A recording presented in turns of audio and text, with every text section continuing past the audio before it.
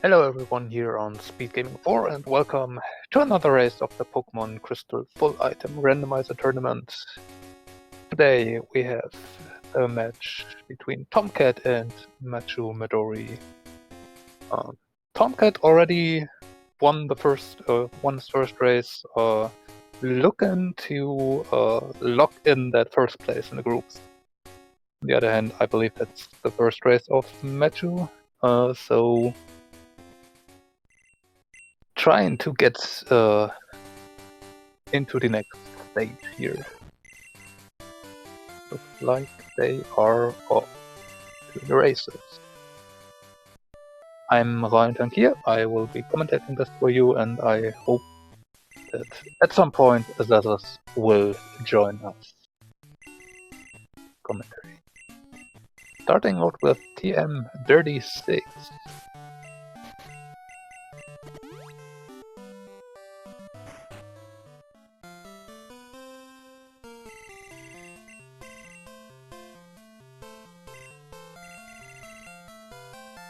Let's see what our starters are today. Jolteon, a very nice starter, and Tomcat doesn't even look any further.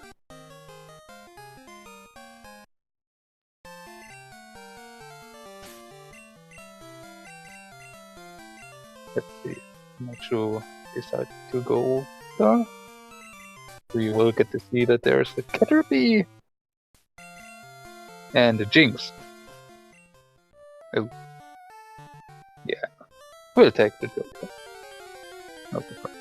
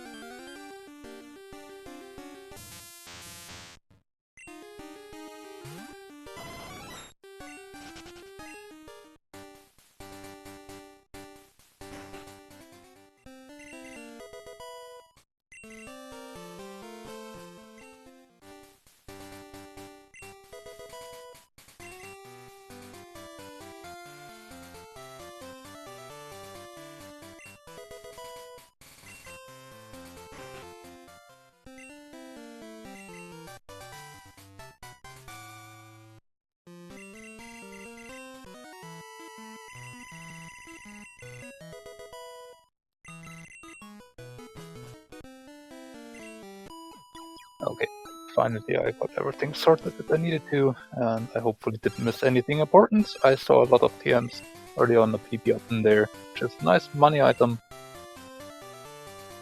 Let's see what our ones are. Going to do the race.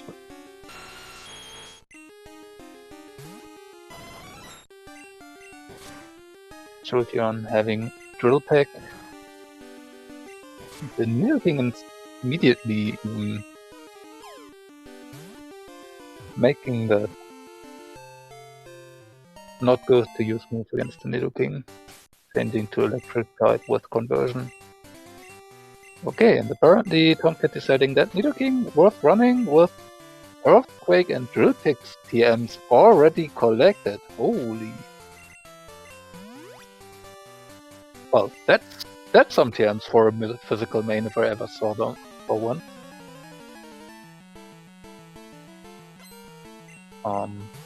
Yeah, so I'd imagine both of our runners will be looking to is for a decent physical main at some point to make use of a drill pack and an earthquake PM. First, though, we have to get through this first trainer. But will be decent move in against this trainer, but the Nidoking is struggling a little bit. The move's not the worst or not best, and both Pokemon of this first trainer having ice moves. The level 2 having Ice Beam, and then the Blizzard on the Kakuna. So the Nidoking does immediately go down. Unfortunate for Tomcat here. Meanwhile, Matchu does see an Electabuzz. It's on level 3, so probably not worth taking.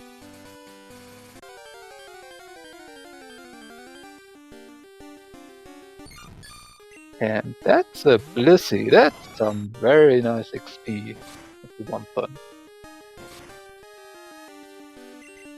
And it has that with an icy one. Ooh, even the Jolteon of Tomcat is in danger, but gets good.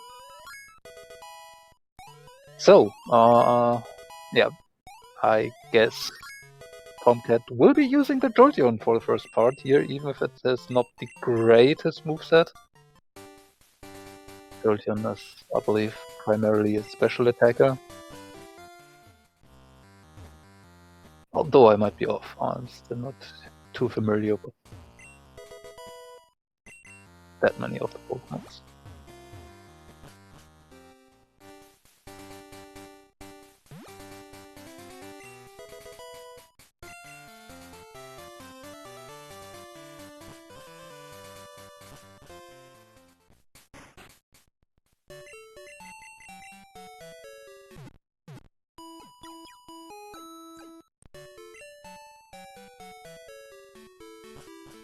Oh, and Matchu Madori here hitting that optional trainer here does have 4 very low level Pokemon, so a nice way to get some early XP, but very slow, and especially with this moveset of the Jolteon, you do not want to use Drill Peck on the Magnemite.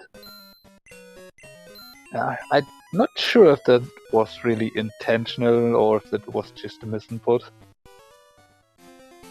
I imagine that's not the intention.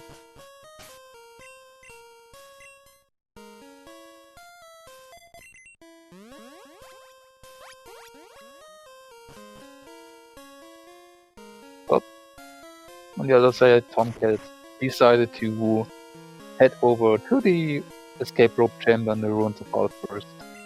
Does enable him to pick 4 items immediately and find the Rising Badge, Word Bottle, Pink Bowl, and a rare candy. So very, very nice. Escape rope chamber. And immediately it does give us the option to switch over to the level 20 Sudowoodo if you want to. And yep. It already opens up the map quite far. That's a Dugong. Not great, but it's level 20. And looks like Tomcat doesn't even want to catch it. He tried to run away. Interesting. Instead, maybe going for the 3 level 20 that Bill is standing out. Because Tomcat immediately heading over to Echo Peak.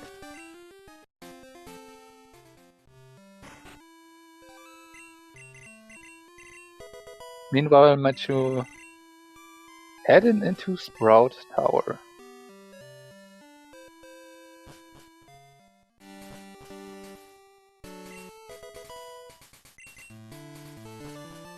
We find some black glasses over there. Tomcat going to check on Route 42. The 2 items in Mount Mortar that are behind the ladders.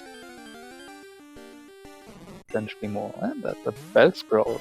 Could potentially catch it and check the Bellsprout trade in Violet. We do have the Rising Badge, so Disobedience is not a problem. And we are not forced to use the Kenya with the Bellsprout trade.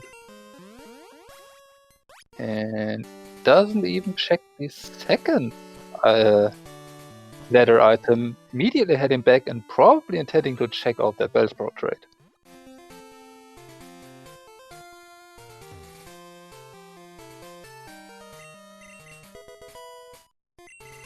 Smash Guy does hand out an escape rope.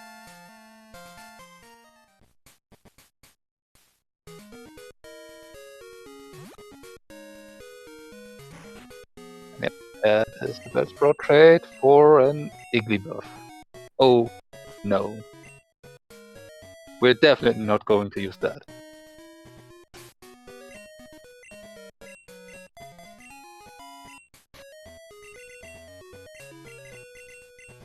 And looks like Tomcat decides to just go and run with the Bellsprout, teaching Drill Peck and Earthquake.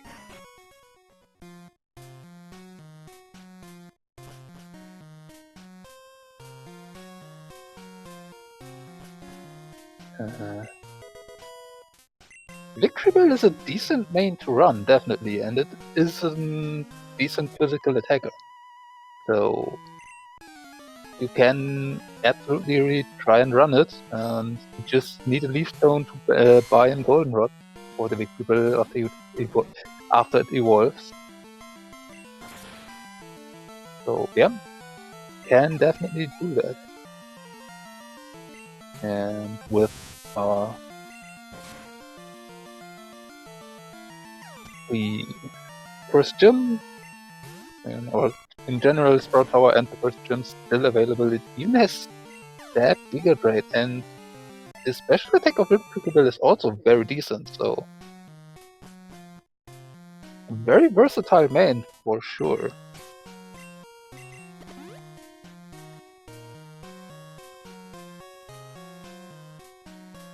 Yeah, the problem, or the getting that Bellsprout to evolve to Weepinbell should be too big of a problem. Bellsprout is actually not too weak, considering that stage 1 Pokemon. With a 70 attack, it's very, or definitely able to hit hard for the early stages of the game if it has some level advantage.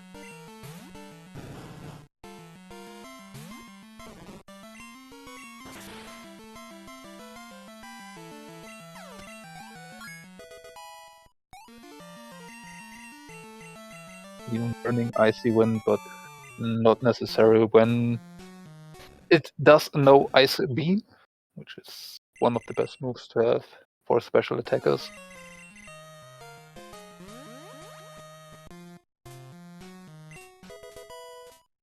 And yeah, Sprout Tower for key items seemed pretty empty.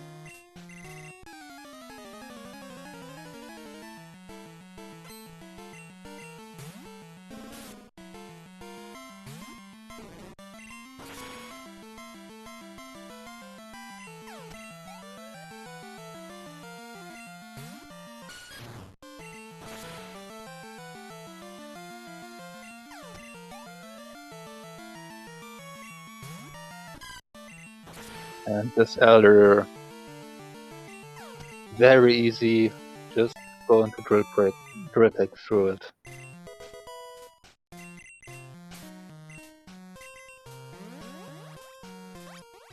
No problems at all. The other side, Matchu is struggling in the gym with Jolteon. As I mentioned, Jolteon is a special attacker, and having Drill Peck is nice because it's a good attack, but it's physical and not playing to the strengths of Jolteon, so not the easiest time so far in the gym here.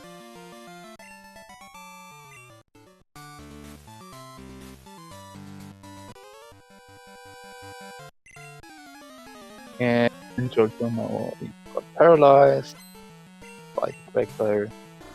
It also knows that magnitude. Luckily just rolls the 6.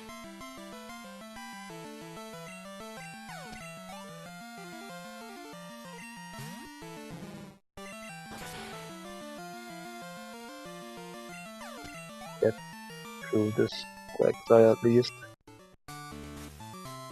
Last one is a Togetic, but has no Drill Pegs anymore, so yeah, probably has to use Iron Tail, and Togetic uses a no Boomerang, so that Jolteon is going down. So unfortunate. And that is a very big difference here between those two. In the early decisions, Tomcat decided to do the escape rope chamber first, and it paid off big time already. And I mean, doing the gym is definitely not a bad idea, considering what it does hand out the Storm Badge. So half of Fly already assembled. And yeah, as we're seeing Tomcat already pulling quite a bit in the lead here with that decision to go to the escape rope chamber first, find the squirt bottle, and then following that with catching in a higher level main, which in this case was Bellsprout. Unfortunately that the trade wasn't anything worthwhile. Matchu did finish, or now did get the Thorn badge, as we are finding a few more badges on Route 32. Rainbow badge and Soul badge.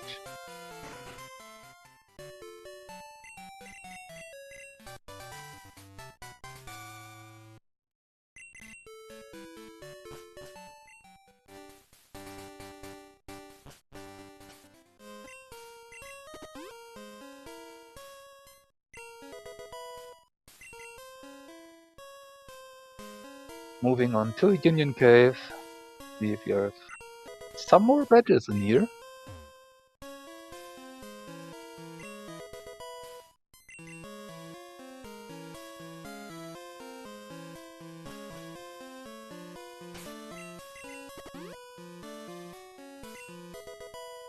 Doesn't look like it so far. Meanwhile, Matchu now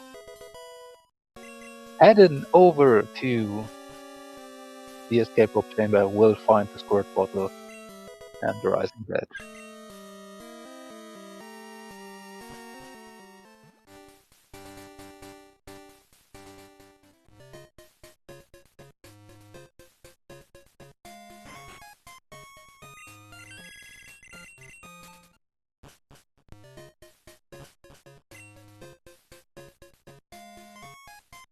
And is probably now not being too happy having tackled that gym first and struggling a bit.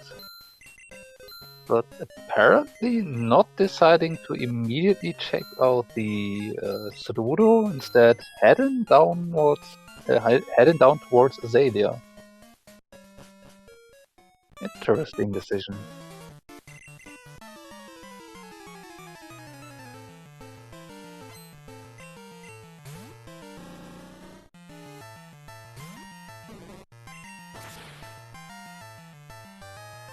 Meanwhile, Bellsprout already up to level 17. Now checking items on Matchu's side. And running into another optional, fortunately.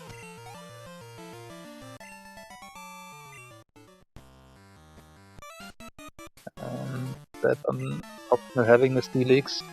We have Vital Throw, which is okay to use, but Steelix has a very high defense, so still needs 2 attacks. Get through.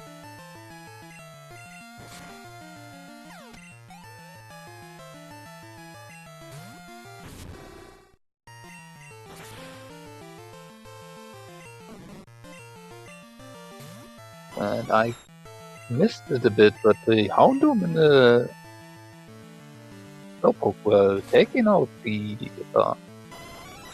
Bellsprout. Yeah, the problem with Bellsprout, it is a stage 1 Pokemon, so it's slow, it's frail, and instead, Fire Blast. Yeah, you're not fast as an Houndoom and survive that. That's a big problem. But for Tomcat, it's not the only way he can take. He can just spike all the way back up and get Goldenrod from the other side, desired.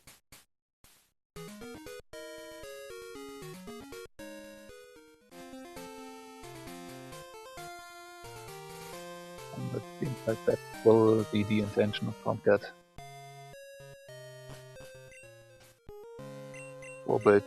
Soul Badge 2 for Matchu.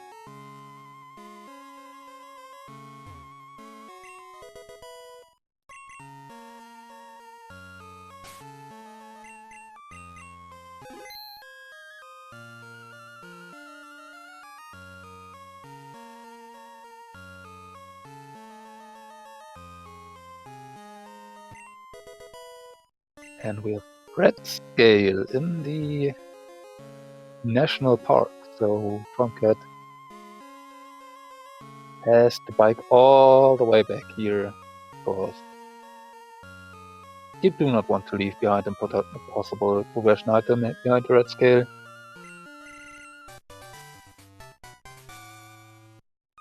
You would never come back for that. Gets handed a free Sweet Sentient though.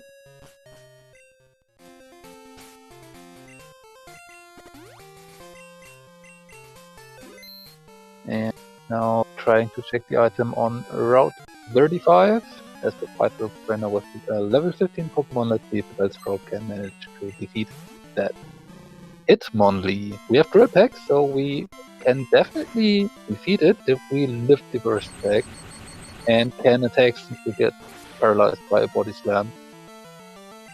And unfortunately, the Hitmonlee lives.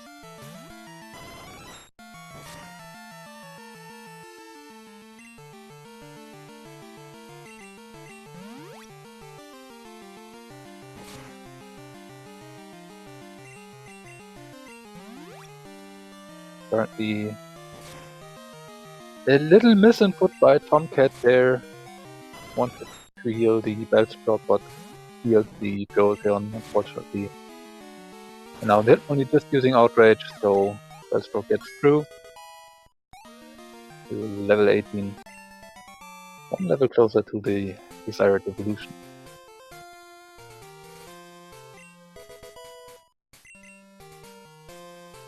Matchu hasn't made all the way to Slowpoke. Well, with Fight with Throw, even if you are forced to attack second, Jolteon should not have as much problems with the Houndoom.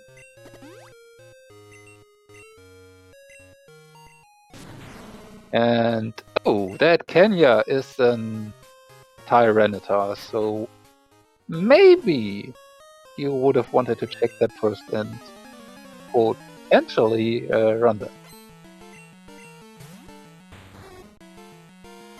Drillpig, Earthquake.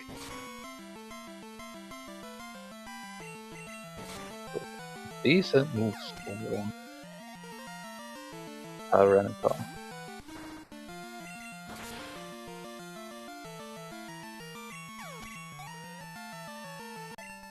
So, Houndoom also knowing Hydro Pump, but there's the Vital Throw.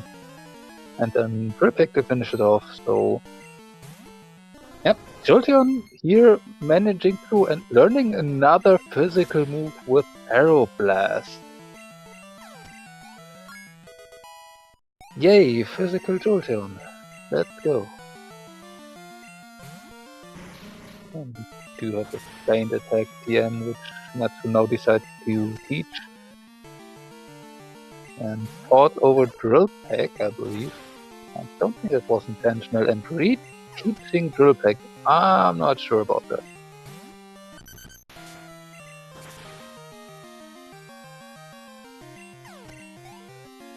but okay.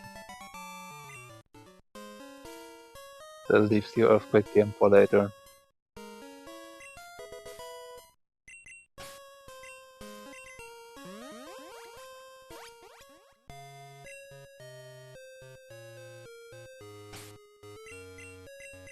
While Tomcat now doing the buy shop check is able to safely set it if the item is not required. The nugget is nice, it's some money, but we don't need it.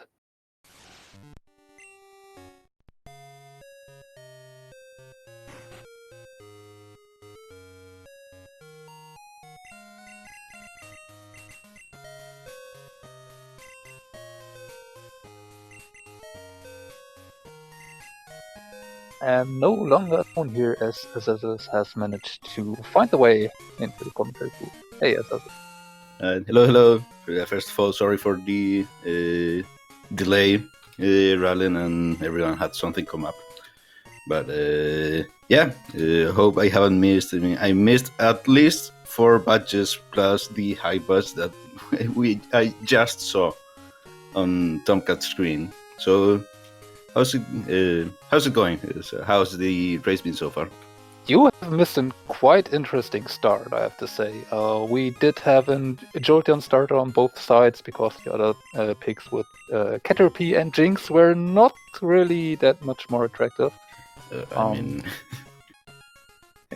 But we had a little divergence in Violet because Tomcat decided to hit the escape rope chamber first. Matchu went straight up Sprout Tower, and the escape rope chamber had not only the rising badge but the squirt bottle, so immediate access to the Sudowoodo. And yep, Tomcat immediately checking the Sudowoodo, which was a dugong, decided to just run away, not trying to catch it even. Then went up to Acrotique, checked the one item in the house there that's free, and then went into the Mount Mortar, where he checked the first item behind the ladder and found a Bellsprout. Caught that, tried to check the Bellsprout trade, which was an Igglybuff, so nothing to run, and decided to run with the Bellsprout instead since. That's interesting development, I guess. So I guess Madori with a more traditional routing, which I mean it's okay. We just found HMO2 for Tom, so he can immediately fly. But Madori will get it soon enough. I feel like a lot of the early routing doesn't really matter as much because I mean this is all stuff that they are both going to do fairly early on, right? You know, probably Tom skipped the Sprout Tower for now, but I don't imagine him skipping it all game long, although it doesn't seem like it was nothing of value in there. There was nothing of value there, but Tomcat didn't skip Sprout Tower. It was just the Jolteon has a pretty much all physical moveset up until Matchu Madori taught Feint Attack, and that wasn't doing so well. And on the other side, this Bellsprout, also having Drill Peck and Ice Beam, did have very little trouble overall in Sprout Tower and the gym, while the Jolteon was struggling quite a bit. So Tomcat just basically caught up in the Sprout Tower and overtook in the gym. By the way, we just found the expansion card on Madori's screen. I assume Tom still hasn't gotten around to checking the forest. No, because there was an unfortunate incident. Because this Bellsprout is still a bit frail, or is very frail and very slow.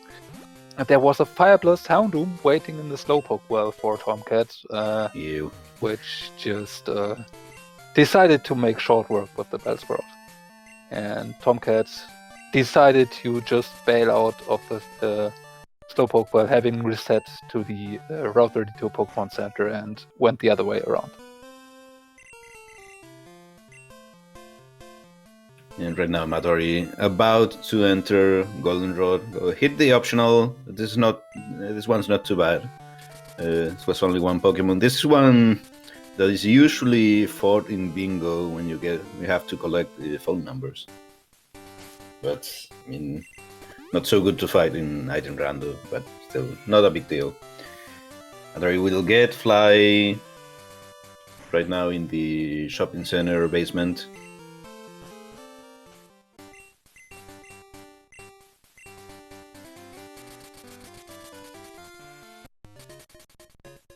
And Tomcat now returning to you, Zalia and Slowpoke with said Fly. We see first trainer already done, but here comes the Houndoom.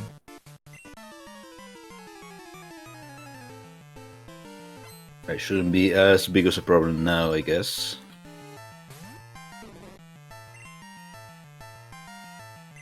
I mean, it's not all that overleveled. Oh, this Didos has Fire Blast as well. Yeah. I mean, it's a Dido, so it doesn't really matter. But he should now probably one-shot the... Yeah, absolutely. At +1 Earthquake. So, one more thing to mention, we almost immediately found not only a Drill Peck TM, but the Earthquake TM that Tomcat decided to both teach to the Bellsprouts. So, we have some very decent TMs for physical mains on Matchu Madori side still. It'll be interesting to see if that comes into play later. Yeah, that's a serious investment on Tomcat's side. Yeah, teaching to really amazing TMs to Bellsprout. He's pretty much committing to at least running it for now.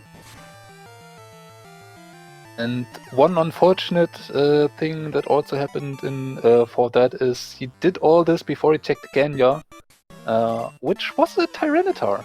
So that with Drill Peck and Earthquake would definitely have been a serious main to run.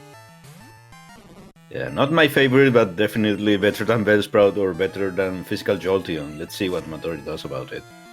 A lot of people don't even check the Kenya. I know I often don't. But having a bad main, it's probably for the best. And with Rising Badge, we do not have to worry about disobedience, so it's an option to run. And with Fly, you can fly to the easier parts and level the Kenya on the easiest fights bit first, get it started. Definitely something you could have done in this run. Madori already flying, getting the Rising Badge item. Yeah, also a problem with Bellsprout, which, I mean, has many problems. Really, probably the biggest one is it's really slow. It's going to be outsped by Pokemon that are even significantly slower than it. But already getting Whipping Bell, actually, which is also slow, but not so much. And with the Leaf Stone that the Tomcat should have bought already, because he was in Golden Road, we do not have a Victory Bell, and Victory Bell is actually a decent Pokemon. It's actually pretty good. Still not the fastest, but with a 10 level difference or with a significant level difference, you can expect to outspeed everything. And it has good mixed attacking stats. And moveset with Earthquake, Drill Peck, and Ice Beam that the Bellsprout knew from the start. Definitely good versatile moveset so far.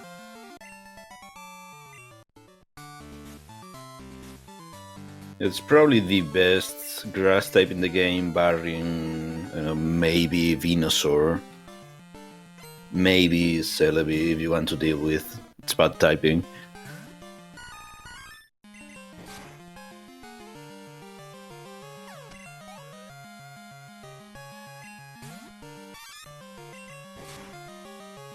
Okay, Matchu has it made 2 Bugsy. Let's see what our second arena does have for us today. Actually, Victorial also having stab Giga Drain. Oh, yeah. This is really, really useful. That's the Silver Wing. Can be useful later. Yep. Would enable us to encounter the level 60, which would usually be the Dugia. Once we have access to Whirl Islands, but that's still a bit off. We are missing not only Fog Badge and Turf, but also Glacier Badge and Whirlpool for that to be possible.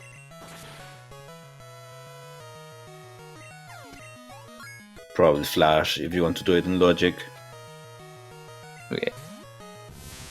Which we also miss Zephyr Badge and HMO5 for, so yeah.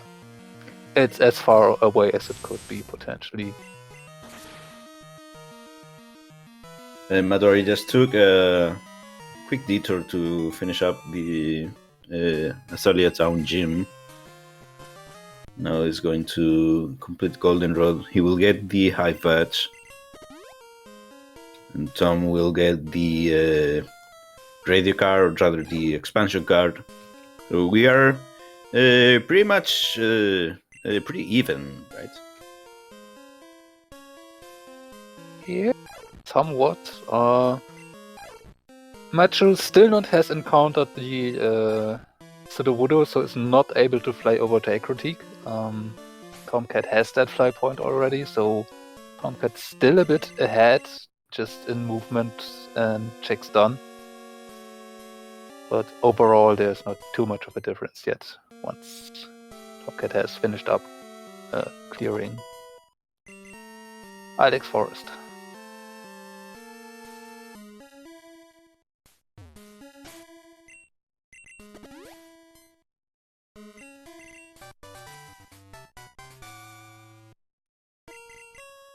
Yeah, Tom now has a victory bell, so smoother sailing for him.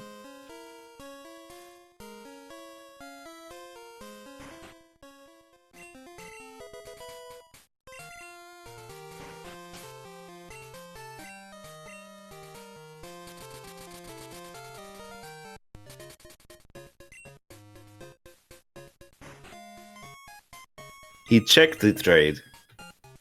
It wasn't good. Yeah. The one thing they could check, as you were saying earlier, was the Kenya, which he didn't. It was okay.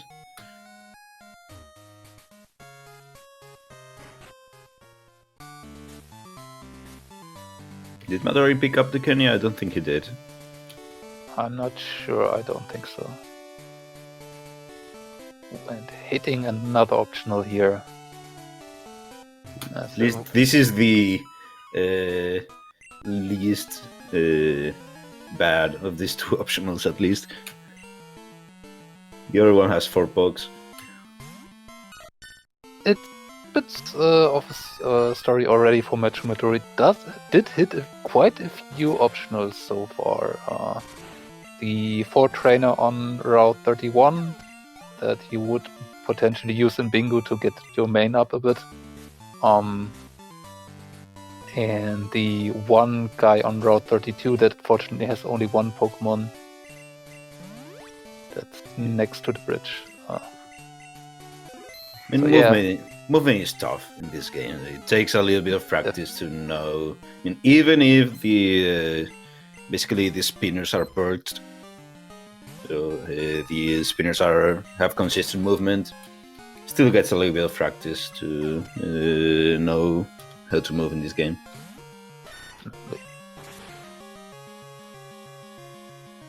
Yeah, grass Pokemon with a flying type move, because this is Randomizer.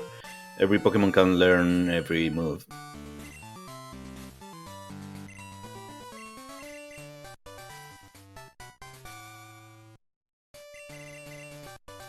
Whitney handing out 2 more TMs. So nothing too necessary here, and now Matchu is picking up the Kenya. See if he checks it. So So if you want to keep the Kenya, you can just give the male to some other Pokemon and give the other Pokemon instead.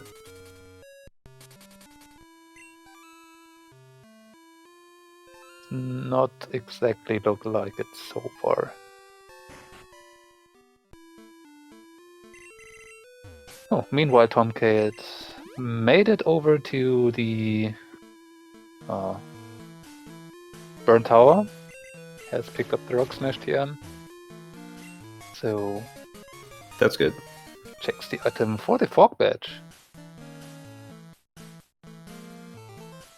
Yeah, let's see if Tom continues. Which, okay, he's going to continue. And he could have also gone. Now that he has Fly, he can be a little bit more flexible with his routing. He could go, I don't know, do a Lighthouse or something, and then come back. Please head over to Olivine, grab some Super Repels, and unlock the Fly Point. There are some options, definitely. Maury is there looking for his badge. True. Yeah, this is the nice thing about early Fly, which is that it doesn't really matter anymore the order in which you do stuff in terms of worrying about minimizing the amount of time you spend just biking back and forth, right? You can just fly to different points. Definitely very nice to have that good movement. Okay, I'm a bit curious why Tomcat tried to push through the Dragonair with Drill Peck. I still think you should have had Ice Beam, but I may be misremembering. Let's hear the roamers though.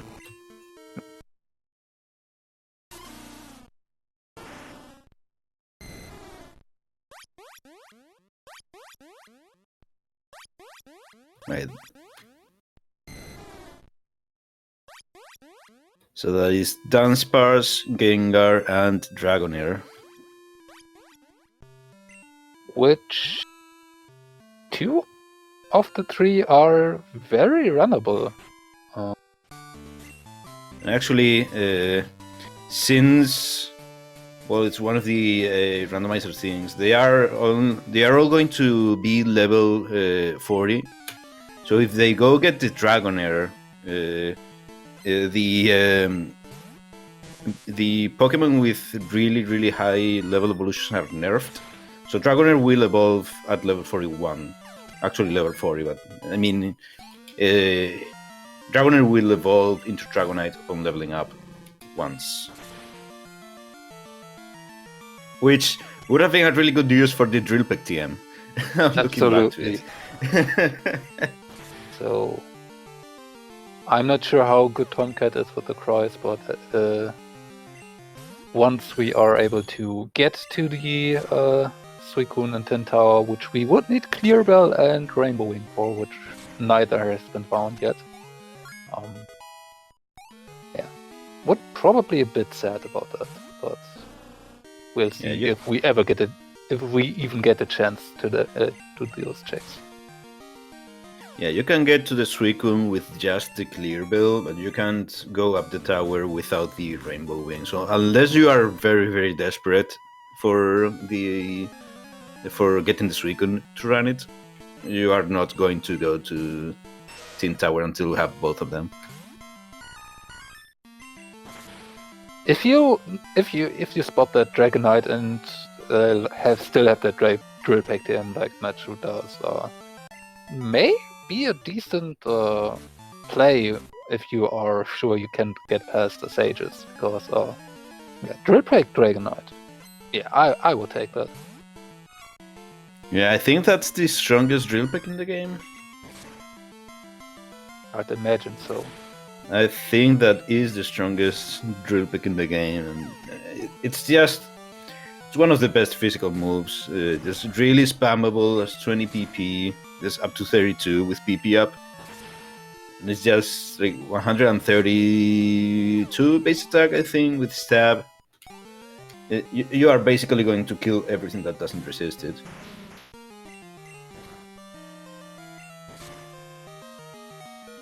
So, 134 actually. So 34, yeah. I think the only Pokemon that comes close is Ho-Oh, which should have 130. 130, yep. yeah. But Tyranitar also has 134, but doesn't get stab. Which is a big difference. In my opinion, Tyranitar is significantly worse than Dragonite in several aspects. First, stab flying is better than Titar's combination of stabs. And a 4 times weakness to ice, I feel, is much less detrimental than a 4 times weakness to fighting. That's simply because there are a lot more fighting moves in this game. Yep.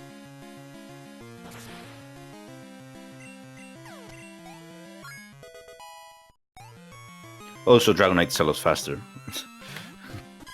Absolutely. So, Matchu has made it over to Olivine. Let's see. Nope, we are not getting that trouble. Cutscene skip. Last thing you can do with Fly once you hit the first space of Olivine. You can just fly to the Pokemon Center and skip the rival encounter. And going over to Olivine definitely does pay off in a way. There's a radio card waiting.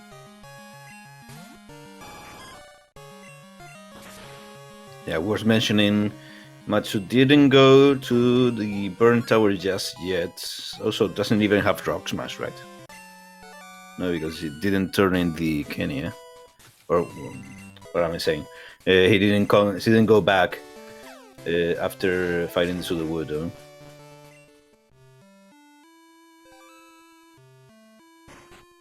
And Tom is going to be fighting the Dancer Girls. He didn't have anything.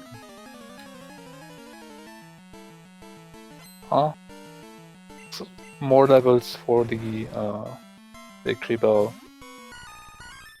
And we do not have that much more to do at this moment, actually, since we have some badges, but basically no HMs. I believe it's likely we could find either the SS ticket or the pass here in the lighthouse. Yeah, very likely. Might also be served to unlock a few items, even further, but it's probably something in the lighthouse to help us progress, but could potentially be on the Kimono Girls. You never know. It isn't because Matchu already did it. Yeah, from Tomcat's perspective. Yeah, from Tom's perspective, yeah. But yeah, Surf HM, yeah, most notably open up the rocket segment, the first rocket segment. Also a few additional checks all over the place. 2 in Violet, the 2 over at Tojo Falls. All of those are usually really annoying, but having Fly, they're not that big of a deal. It's many times you kind of need to. Many times you get Surf and you kind of need to backtrack using Surf to get Fly. It's pretty annoying. Painful. But by the way, did Matchu get the card or the Hive badge? I think he did, right? He must have. I'm pretty sure you got the Hive badge.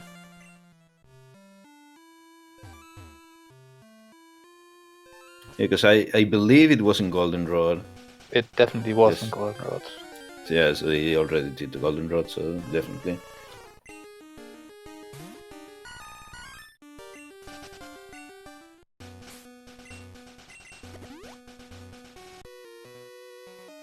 Oh, Tom, yeah, hitting the Sailor. That's one of the more annoying ones that, if you are just cycling straight to the grass, he will catch you. If You are not using a That's specific movement to dodge him. Just one poke.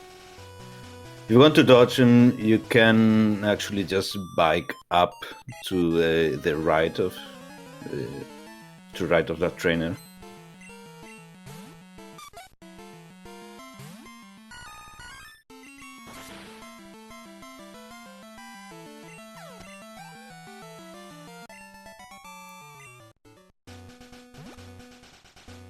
Yeah, that trainer's force, or rather one of those two Pokefans. If you have Fly, it doesn't really matter who you fight. If you don't have Fly, and you expect to have to go back through that route, it's better to fight the other one. Because going from Olivine to Ecrutic, you always need to fight the male Pokefan.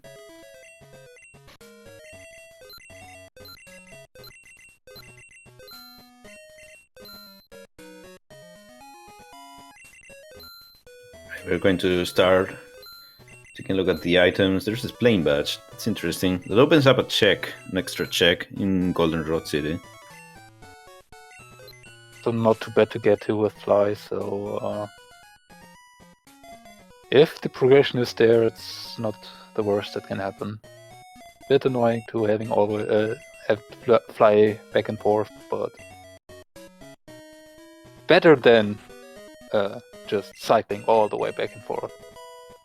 Definitely. Whoops. I hope. Yeah, he's leaving 2 items in the lighthouse. Which, if they aren't anything important, good for him. But again, we are almost running out of stuff to do. Yeah, so it's likely that there's something else here. Yeah, I think the only checks we haven't seen yet over on either screen are the second item in Mount Mortar behind the right ladder, the item on Route 43, and the plane badge turner. Aside from those 2 items left behind and the... It's like Matchu is going to turn in the red scale. Tomcat did so earlier and it turned out to be nothing. Probably can hand in the Kenya. Although, I mean, from Mr. Pokemon's house, it's actually faster to just fly to Violet City. Again, if you have Fly, you can do pretty much in the order you prefer. Yeah.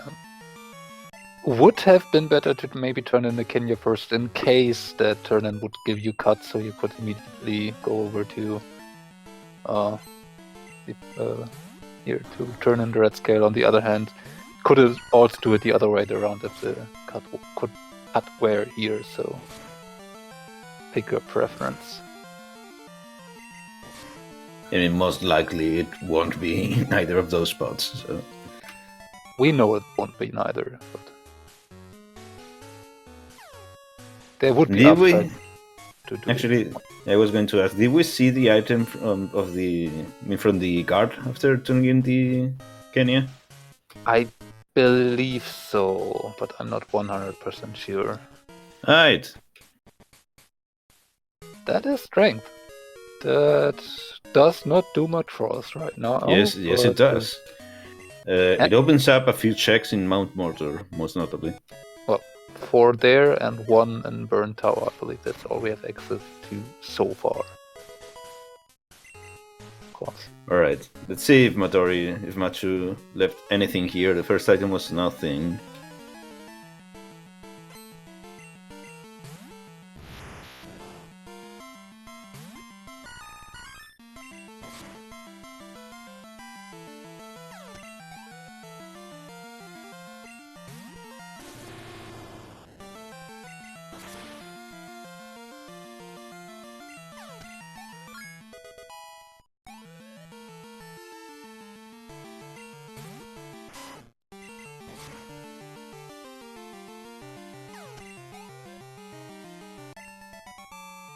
And that's just an Ultra Ball.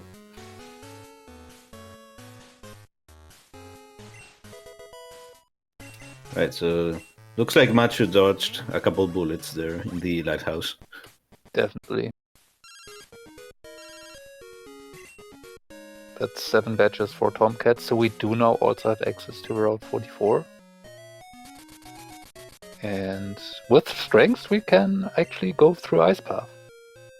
So now we do have options. Yeah, Tom's going to get strength right now. And I imagine he will be more or less heading over there straight. And seems like we didn't get to see this item yet, as Tomcat is just checking that return item now.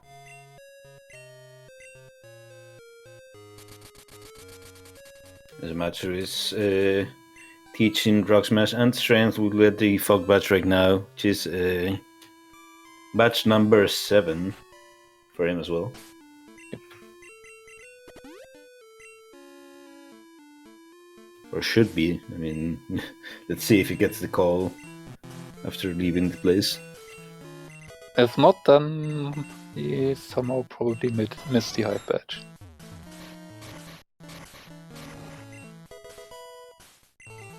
Because I'm sure of all the other badge pickups we've seen.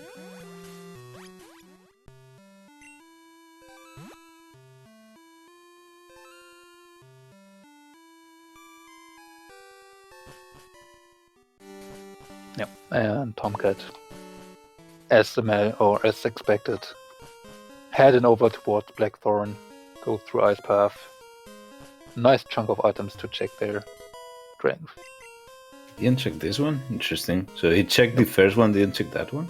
Yeah, did check the first one, then ran into a Bellsprout and decided to check the Bellsprout trade after that. At that point, his main Pokemon, Jolteon, was level 8 still, so he couldn't repel to the rest of Mount Mortar here, even with the Bellsprout.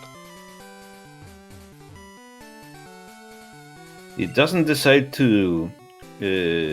decides not to check the strength of locked items just yet.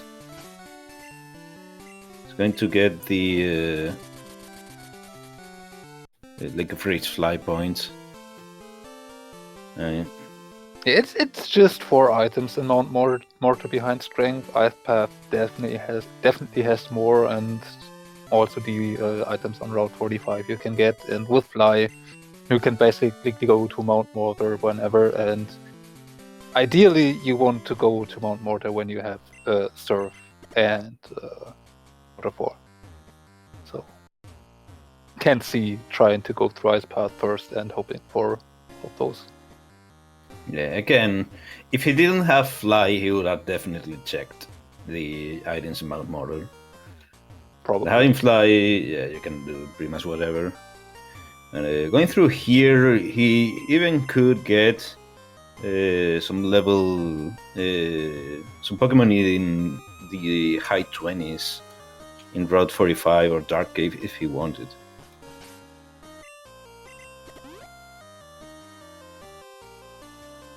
There's all for Matchu.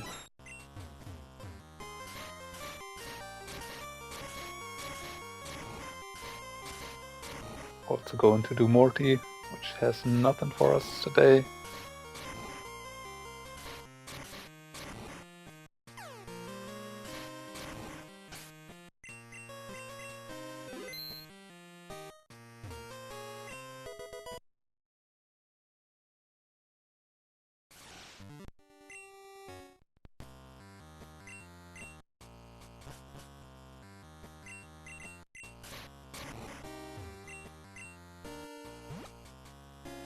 Yeah, so far not anything useful in here.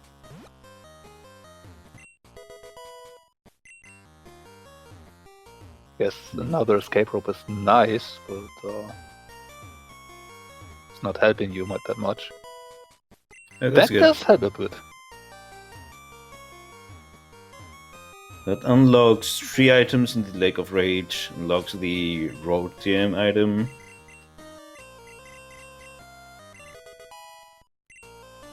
Yep.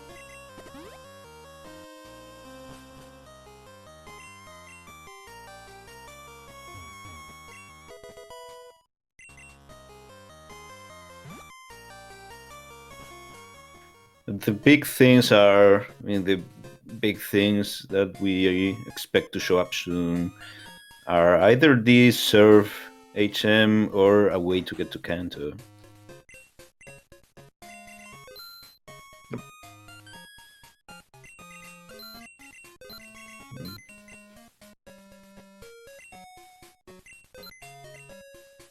I think some Value. exit. Yeah, going to buy way too many X attacks that he's probably not ever going to use all of them. But hey. I mean, most of the time you do have the money. That's not something you want to run, but again, Repel's not working. And there is, the chance for a level 30 encounter in this route at daytime.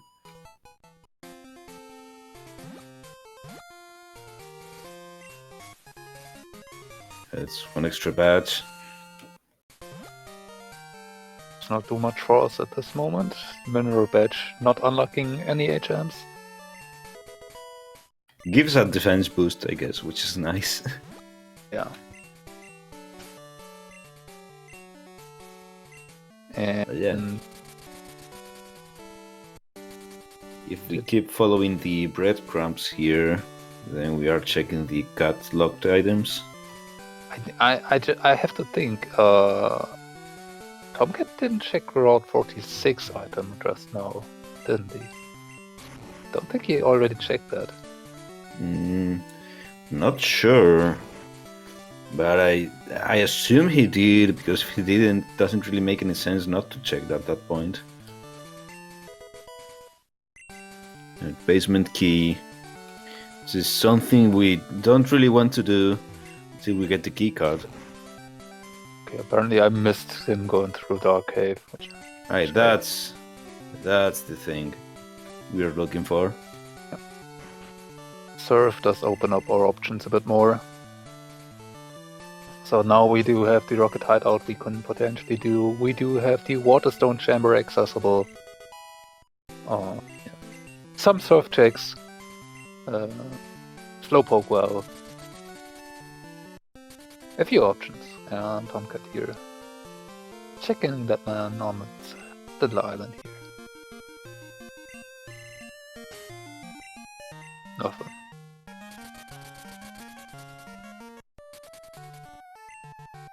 We're going to check Tojo Falls, apparently. Delaying that rocket play. Yeah. Not too sure about that. I might try and delay it at this point a bit to see if I can get Waterfall to work before I go over here. Do have other checks we can do first, and it's not that likely we are getting to skip that rocket hideout at this point, with that being available this early, but no access to Kanto yet. But who knows if the SS ticket or the pass are just here. Be the right things to do.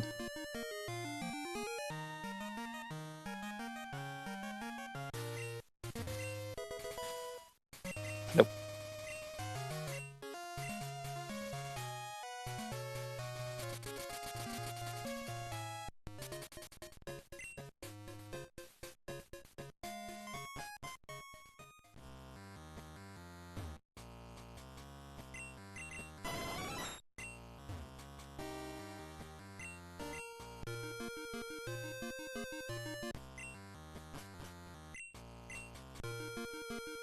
Two items here behind Surf and Strength.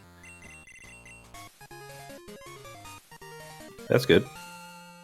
And now it does unlock one more check in this half of Flash. It's the half of Flash that we need to finish the seed. The HM itself is maybe optional if there's nothing in Flash Chamber, because while logically required for Dark Rooms, I'm very sure at least Tomcat would be able to navigate. Getting a little bit impatient with Anthony there. I think that's one of the more infamous spinners in the game, at least in the vanilla run. Yeah. Even in Item Rando, when you want to go back to Union Cave, he will exactly catch you if you do not stop for a moment or do a different movement when he's on the screen. So yeah, I think everyone who has played on Item Rando will have ran into him at some point.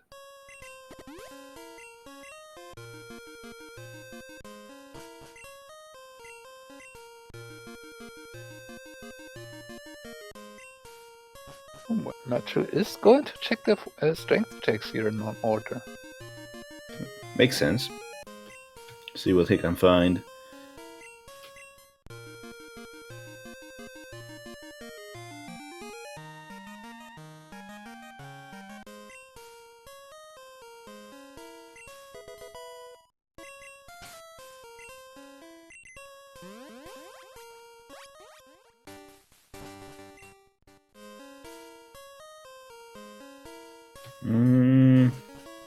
Nothing.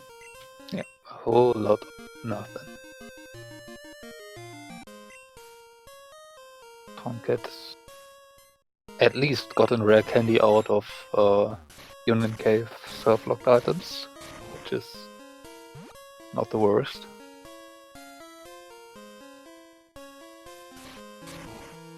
And now to the Waterstone Chamber.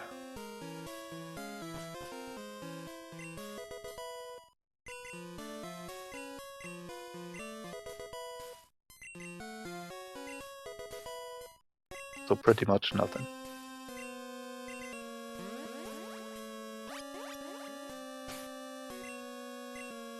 So, okay, pilot surf checks, and then I think we have seen the cut check also, probably. And then I think we have pretty much seen anything aside from that one item on the Route 44 island. Yeah, which we could also see is Tom looks like he wants to check everything before committing to Rocket Hideout. I can understand. Dig TM. Oh, this is annoying. Egg is hatching. I mean, if you do not have yet 3 Pokemon yet, it would be another Pokemon you can teach HMs or TMs to. So, may not actually be the worst thing for Tomcat, especially if he does not switch off the Victory Bell anymore, because I believe he has now 3 Pokemon. And delaying Mount Mortar paying off for Town is finding the Waterfall HM. Yep.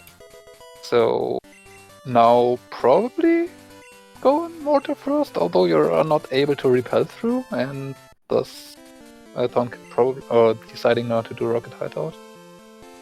Oh no. That is Mortar after all. I mean, you can full clear.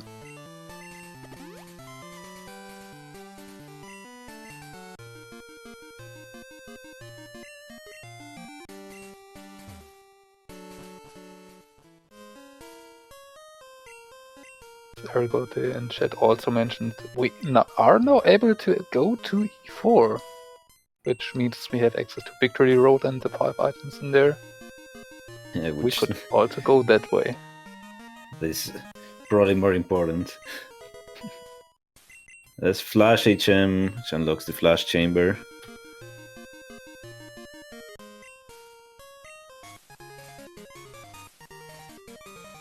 Okay, Mount Mortar definitely the place to go. Earth Edge.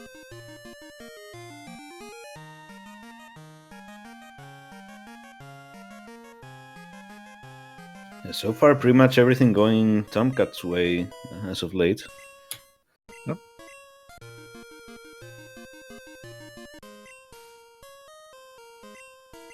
And we are now an hour and 10 minutes in, and we have 10 badges in 2 parts of the Poke Gear. So, not too much to find left.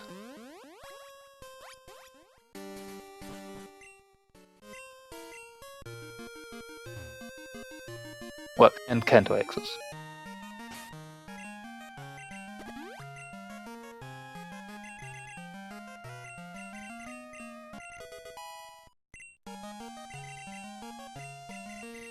Oh, I forgot that Tomcat did catch the Nidoking at first. Tried to run that. But it got immediately fainted and was forgotten. I mean, Nidoking's fine, nothing really spectacular. It would have been better than the Jolteon probably, as that jump kick and is definitely better physical attack of the two. And also Stab Earthquake as well. Yeah. But the first trainer had an Ice Beam on the level 2 and a Blizzard on the level 4 Kakuna, so the Nidoking unfortunately did not survive. So I'm immediately using 3 rare candies because you can find Pokemon to level 32 in this area. Yep, usually you'd like to wait for the rare candies all the way to the end if possible, but this would be a good use for them, so better to do it now, save the time.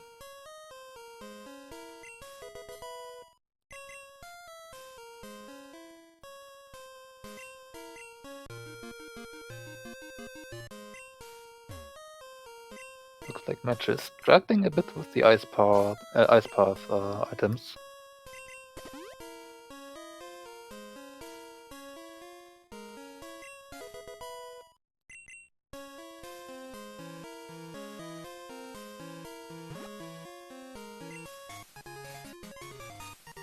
Yet another badge.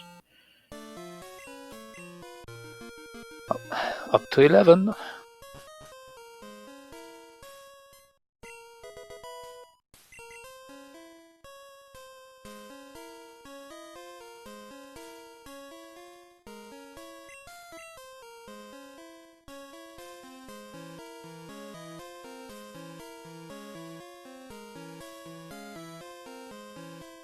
So far, one badge was surf locked, one badge was waterfall locked.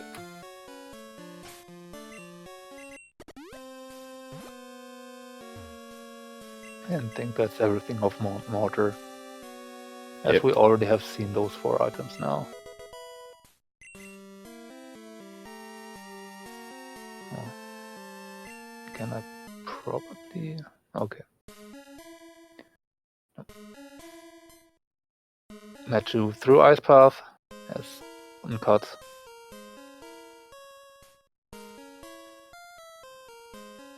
Also hatching the egg.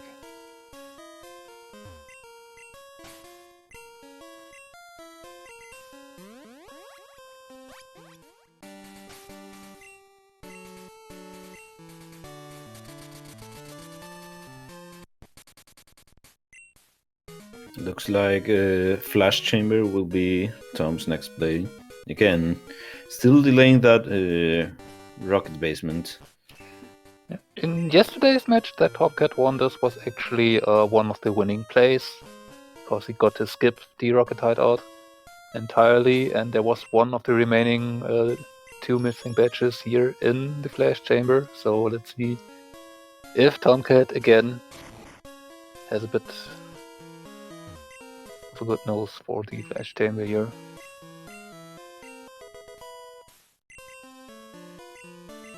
Not today. Oh yeah, I believe, aside from the item on Route 44, yes, we have to do Rocket Hideout. Or the one here on the Shiny.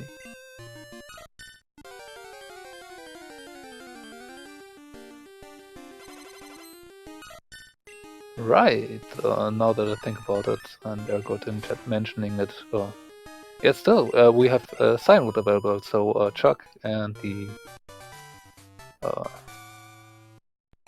Yes, 4 items total. Guy. Yep.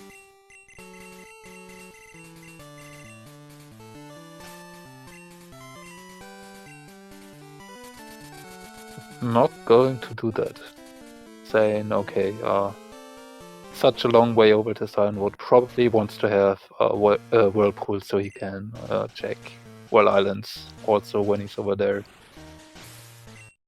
Oh. It's not so bad, especially if you have fly. Yep. Just there are more items here. Yeah, and there you're still looking for 5 badges and the poke gear and Kanto access. It's just unlikely that there's nothing in Rocket Hideout at this point. Well, I mean, we are quickly heading into the point where we are just hunting for the last badges, and they can be pretty much anywhere. Once we get Kanto access, we will have a lot of out of the way checks to see. It's likely that at least one of the badges that we need is in an out of the way location.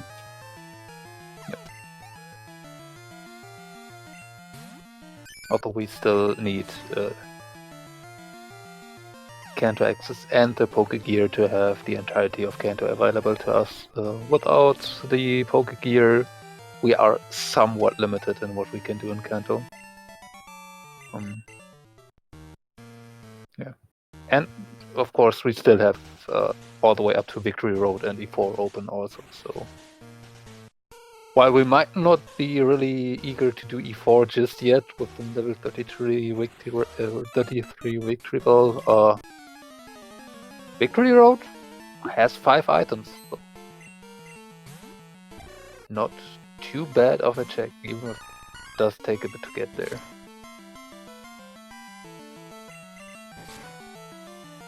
But we can still think of pretty bad scenarios, such as, I don't know, Misty having the poke gear or something. Possible.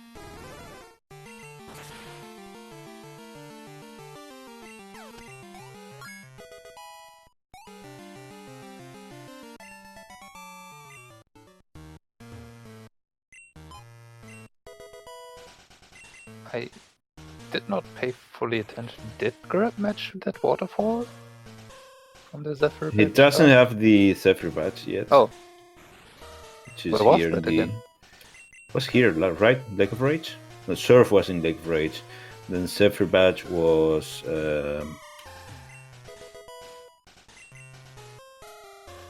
I don't remember. Just remember Tom did it pretty much in the best order possible.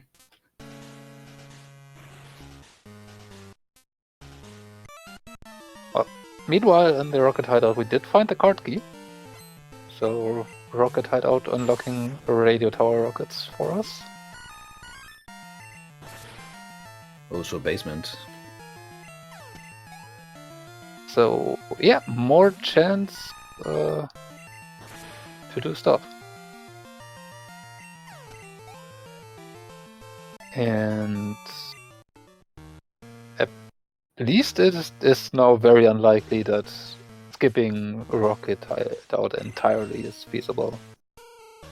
Because there are even more checks now behind it, looking or at least getting the card key. Although almost you impossible. Yeah. Although you could take that basement key to go and do a vanilla basement. Not really a great idea. I think might be faster to do this. Also, there may be some more stuff here.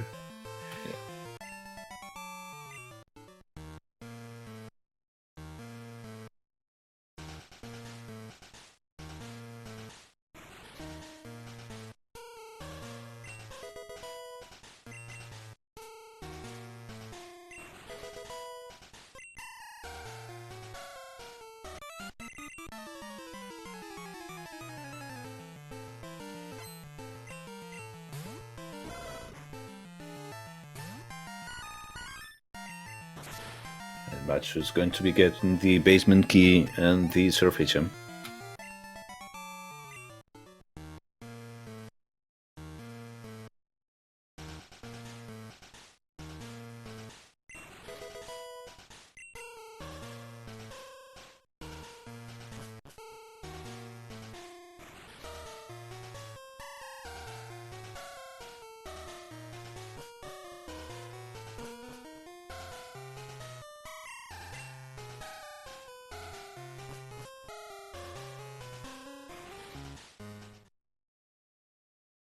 And now flying over to PKMN on the island.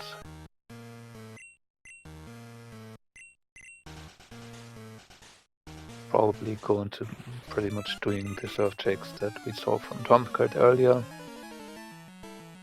Also, being able to teach surf to Jolteon, finally enabling that Jolteon to being a bit stronger, not having to rely on physical attacks or feint attack as much.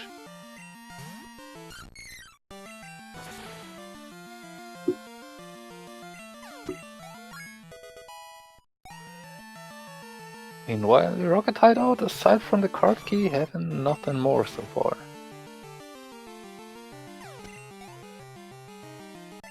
Still missing Lance item and well, potentially the 2 prize items.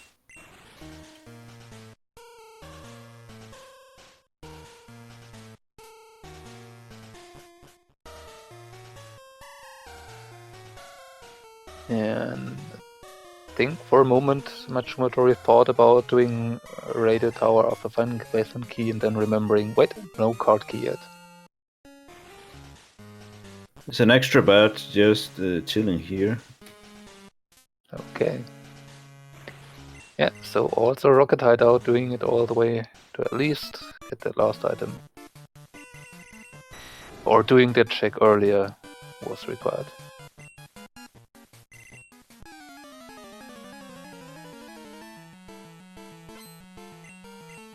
So I cannot really do this unless we missed in getting flash. Maybe misremembered the Flash was behind waterfall, right? Or behind? Yeah, it was behind what? Or either that or behind surf in Mount Morla. Yeah, I think actually it was more behind surf. But maybe just misremembered the location of the flash chamber and the water store chamber. It wasn't the Zephyr badge in the Slowpoke well? I don't quite remember. I think that could be. I think it was. Tomcat did find too many stuff in too short of a time.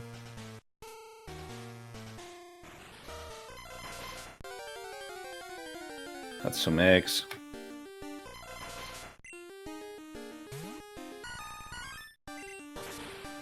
Unlikely that Tom will find anything interesting here. Oh, it is 4 checks, the remaining that he is going to be able to do after this, so it's the same amount as Chuck has, for example, or Signwood has more specifically. But yeah, most likely our next big progression part was somewhere between Radio Tower and Basement. And Matchu. Yeah, also fighting Anthony. Yep. Hitting him from a different angle, so... yeah.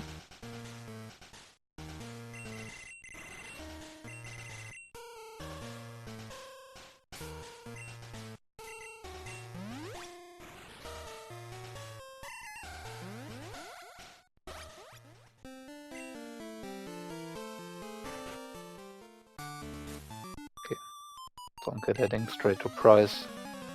Not surprising.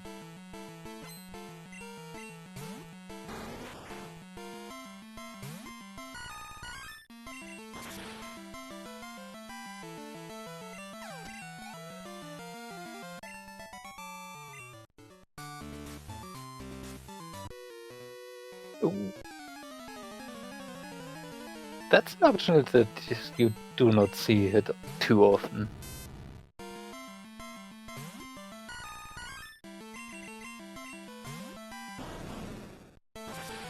Yeah, kind of unfortunate. It's 3 Pokemon. Apparently it was nothing stoppable. Yeah, it was. He just got it. Okay. The NPC had it. I have a tendency to apparently look away in just the right moments to miss it. Yeah. Usually happens.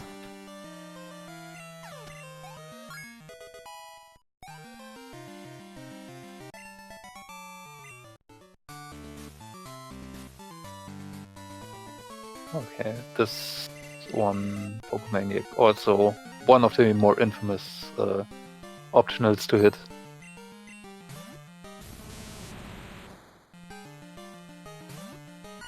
At least this one has one Pokemon.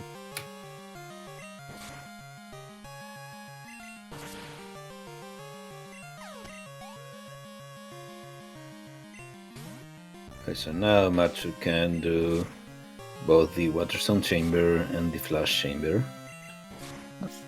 Which actually does Actually, no, not the Flash Chamber. yeah, missing Flash, so. Right.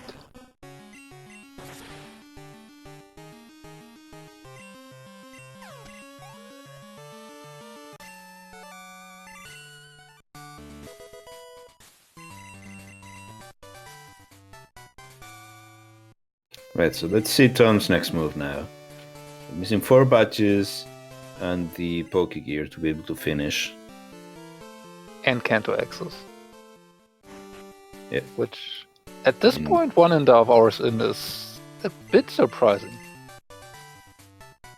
It is surprising, but I mean, you can assume that Kanto Axis will probably not be the go mode item, will show up along the way. Yeah.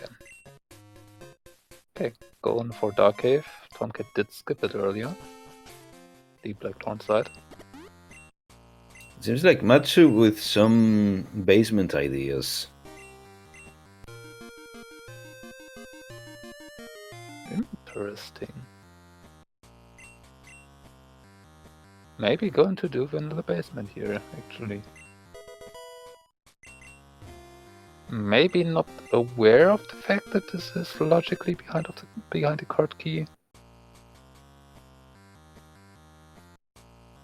Or okay, did that one skip here of this item? Thought so. But yeah, that does look like a Vanilla Basement here from Matchu Madori.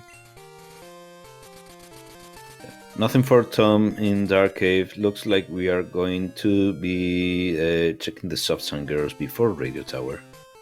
Or at least the one item that is just sitting here.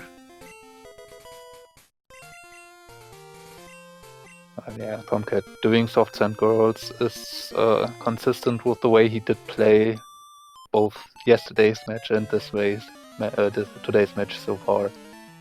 So I'm not too surprised that he go all the way here.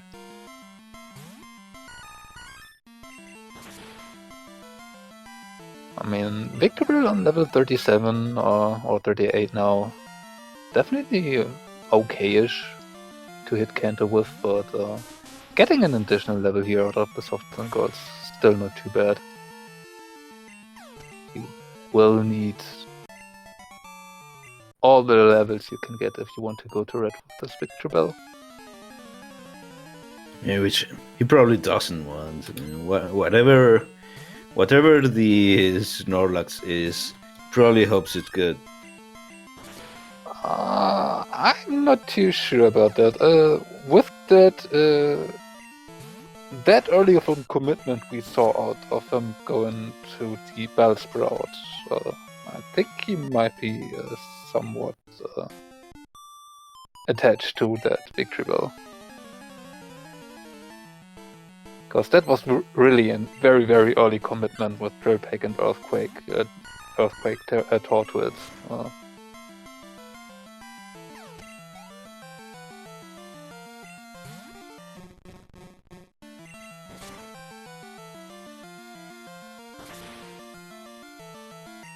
And I mean, at this point,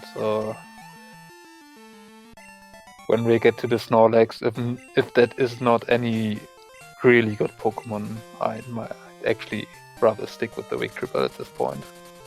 Going off with the stat XP.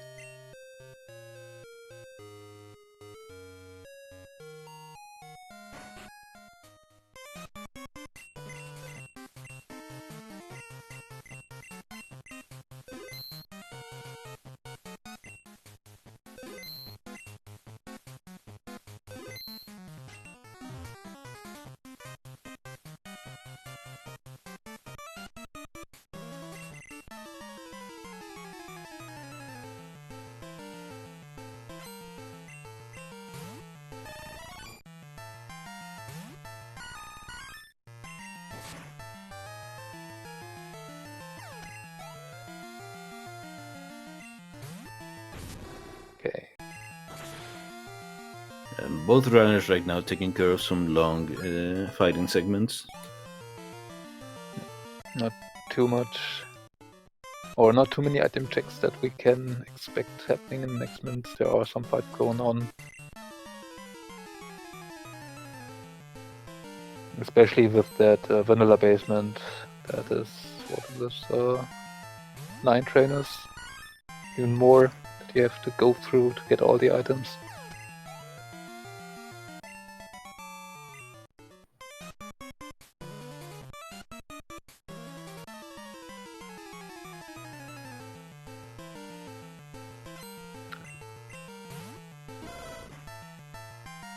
But yeah, while we are waiting for more item checks to happen, if you have not done so, you can definitely go over and leave both our runners a follow. They are doing a great job here, giving us an exciting race to watch.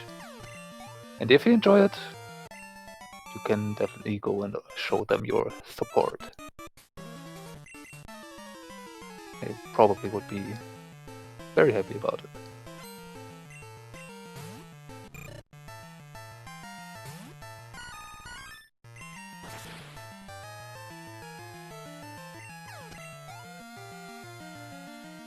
Okay.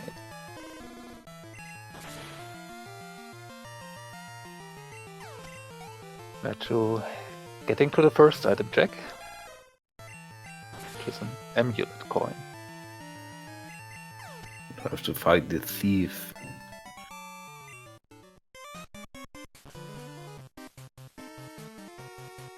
But thief stealing all the time of Matchu here.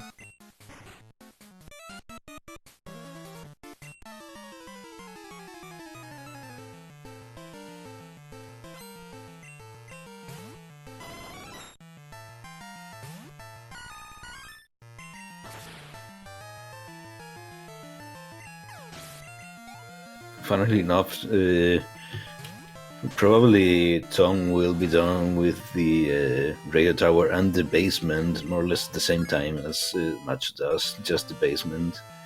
It's just the amount of time that you lose by doing this with the rockets still around is it's pretty annoying. I don't think Tomcat is going to get to all the way to the end of the basement first. Especially not if he decides to check False Director. There are still few fights, or there are also few fights here in Radio Tower. Still has 2 more to do to get the items first. And Matchu is already almost through the first part here, and there are 5 more rockets in the basement after it. Maybe 4? Should be 5. I don't know. An amount.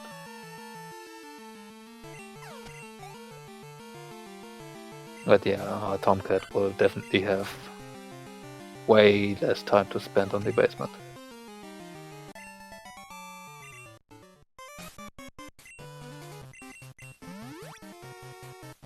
On the other hand, if there's nothing behind card key and we never have to visit Claire, then Matchu might not even have to do the rocket tower or the radio tower rockets. So while Tomcat might get more checks in if they don't net him anything, does not really matter at this point, unless Matchu does go back for radio tower rockets at some point.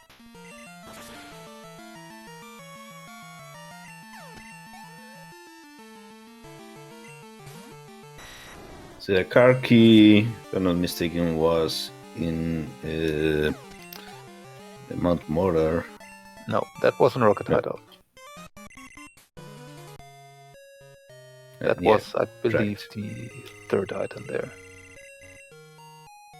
Right, yeah. Okay, so let's see. There's the Pokédex, not exactly what we want to see. Nope.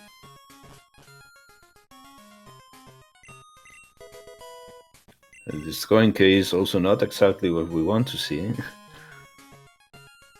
I mean, I think that most of people would rather see the coin case than the Pokédex, but neither is something they actually want to see.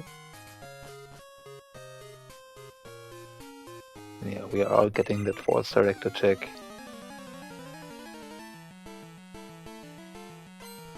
Meanwhile, Matchu almost through. I believe this one and one more rocket to fight. Then we'll be done with the basement. That had also nothing so far, so yeah, we need to find something soon.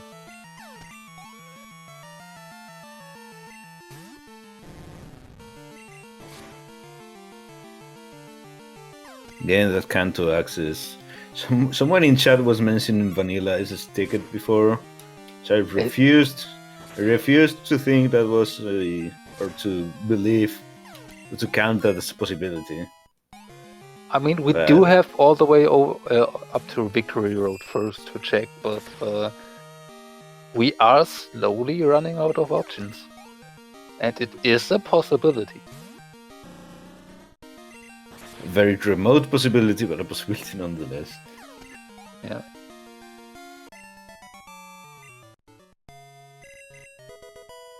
Right, so nothing strictly in a here in the radio tower, and for now also nothing in the basement. Yeah, that was an empty basement. I still need to check this last item here.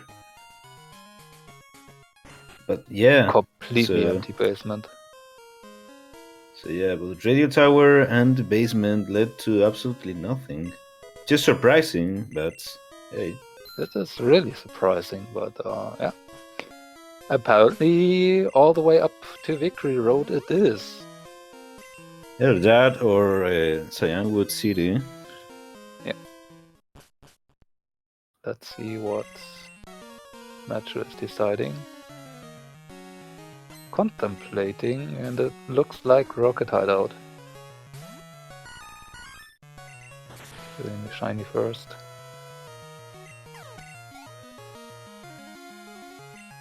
So we'll be getting the card key, but I... Okay. Was there anything more in here, actually? The Marsh Badge, I think. Right. Right, the Marsh Badge there. The last one. Okay. So, card key and one badge. So it's somewhat required.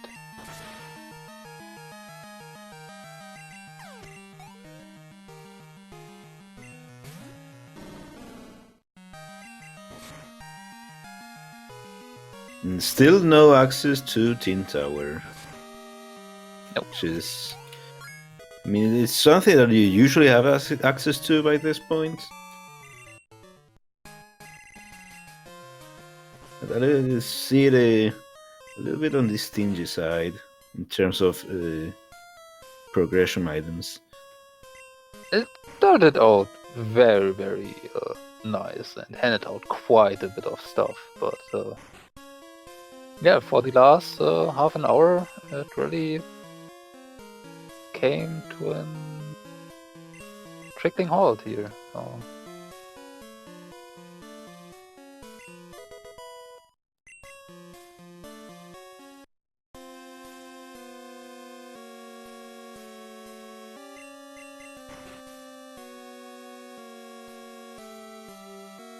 So let's see what Tom's decision is after this. Again, there's two main things that he can do. So either Cyanwood or going through Victory Road. I'd imagine at this point Cyanwood first. There's not too much reason to delay it, and go into Victory Road from Johto side is... it feels a bit bad when you can just access it once you get the Snorlax woken up. Then can go all the way down easier. And maybe have Whirlpool even at that point. Though we still have neither part of it. Yeah, the annoying thing is leaving a Whirlpool locked item there, but it is what it is. Okay, Tomcat apparently wants to prove me a liar, heading up over to Victory Road. I mean, at It has this more point, items. it has a few more items, yeah. It's probably, I mean, fewer fights as well. Yeah. But yeah, you could probably do Cyanwood first, and then all of this. If you somehow still find nothing, you can just straight up fight Delete 4, I guess. I think at this point you would have to straight up fight E4 because we should have nothing else left on Tomcat's side. Which makes me wonder if Tomcat actually decides to get the E4 fly point here. I don't think he does. I highly doubt it. Well, if he does get nothing, maybe. If he gets something that gives him progression like Kanto Axis, there's no way. But if there's nothing in Victory Road or here on Route 26. I mean, you are at this point 4 checks away from E4 being required for Kanto Axis. I probably would just fight the rival to get the levels, if nothing else.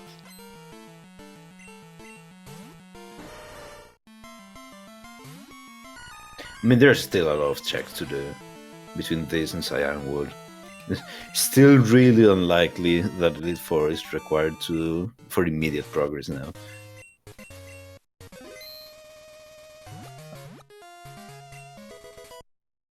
It's definitely not Route 26.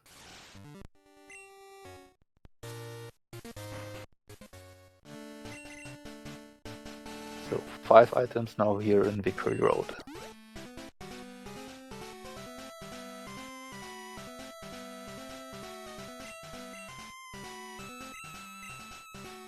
First 2 immediately turning out to be nothing.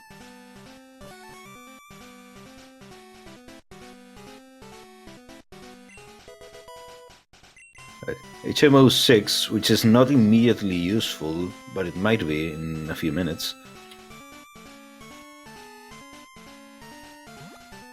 Oh. If we are going to find Glacier Badge, we have access to Whirl Islands and the item on Route 27 that's still left. But we only have one more item up here in Victory Road to check, and Tomcat is fighting the rival, so we'll be getting that E4 fly point. Interesting.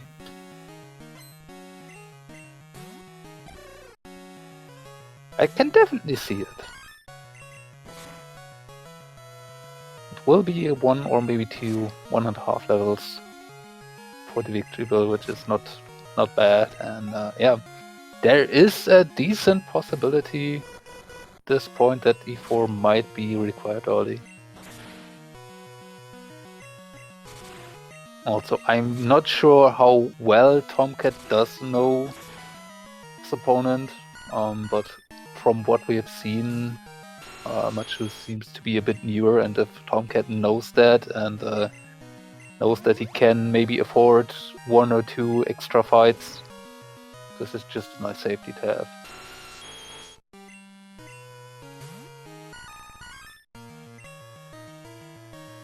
The Matchu gets the Marsh Badge.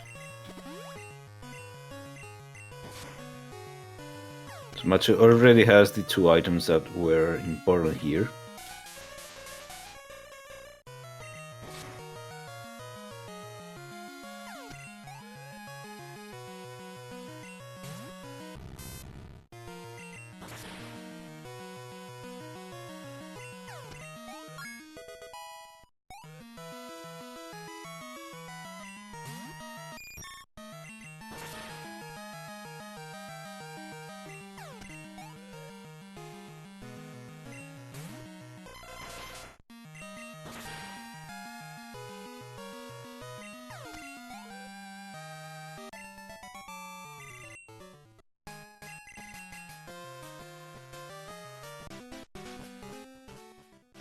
Your tongue check. Yeah, this item. Alright, he was setting the exit point first.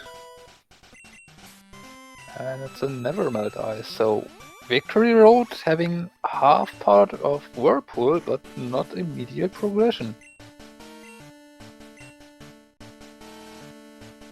Yeah, we are going to Cyanwood City, which most likely has our required progression, but if not, then we are in for a fun time.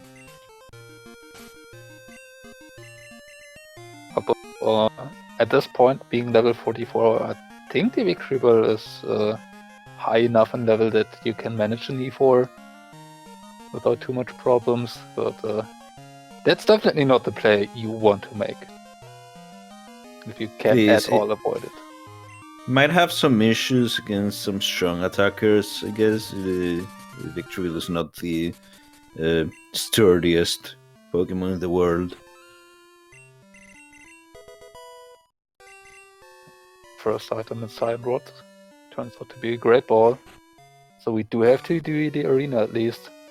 We have our progression here.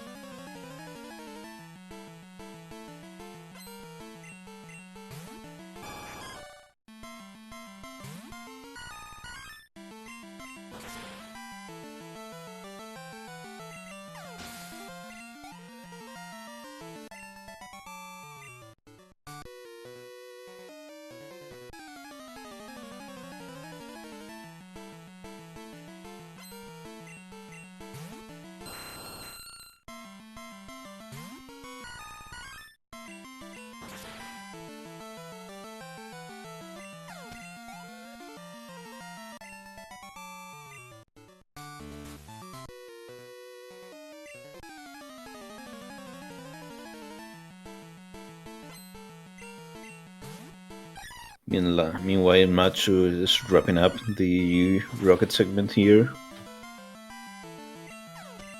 Has to fight the 3 electrodes, but then is done in here and can move on towards prize.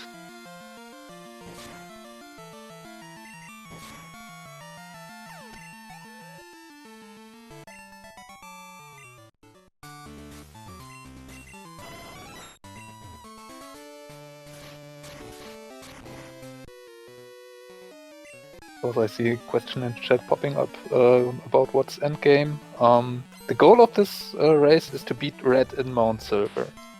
For that, we need to find all 16 badges and need access to Mount Silver, which means we have to talk to Professor Oak in Pallet Town. So we do need to wake up the Snorlax and have either a cut, which we do have, or Waterfall. And can't access in some way to get to the Snorlax, which we are still missing. And we are still missing the Focus Gear to be able to wake up the Snorlax.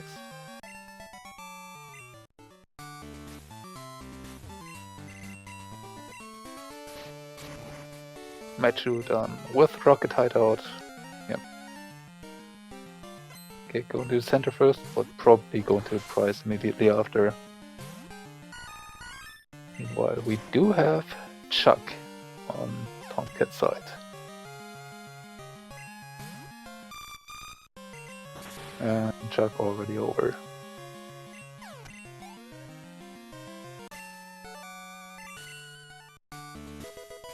That's an SS ticket. Yeah, that was what we were looking for. Yep. One more item that we can check here, Chuck's wife, which turns out to not be the pass, which would have been a bit funny.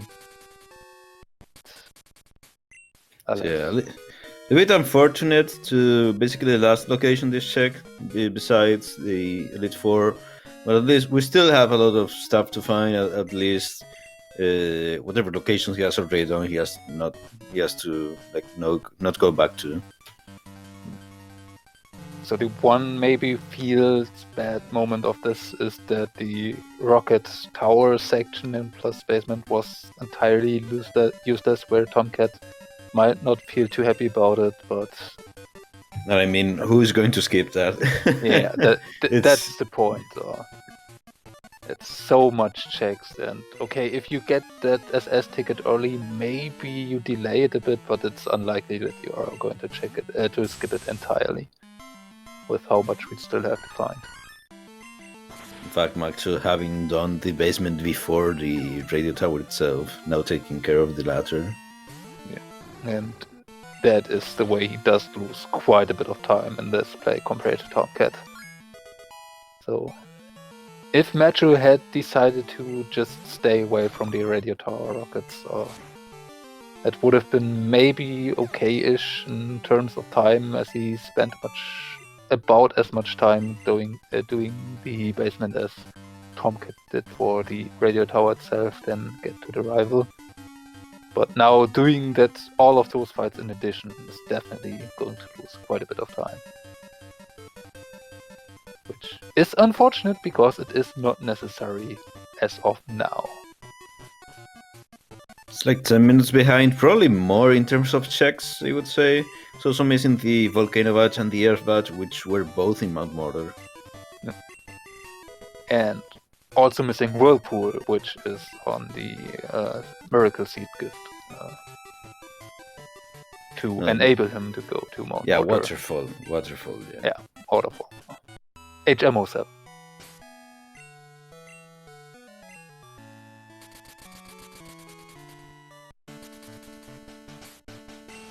And that is a flight to E4 that was probably misinput. Yeah. That's where having that E4 fly point can mess with your fly movement. Not a big deal, though. Right, we are doing Surge's team right away. Yep.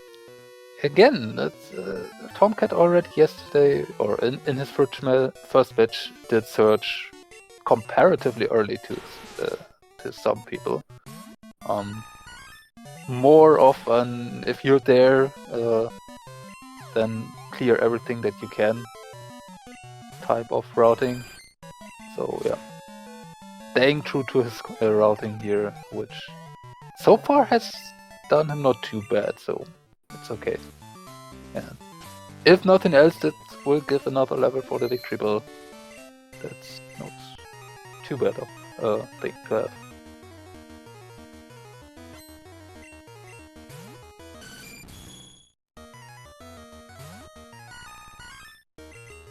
That's an annoying lead.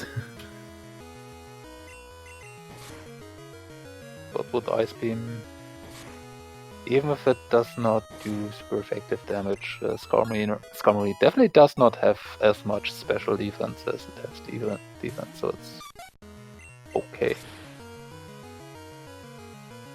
And not going to use a few of those X attack that Tomcat did by 31 off. Probably doesn't need them just for this fight. Yeah, but where would you use them if not here? You're not going to spend 31 X attacks on red. Or are you planning to set up on every Pokemon of red? Probably not. Yeah. You would still have leftover. Yeah, so could have nothing. Could have nothing on Surge, but easy enough fight.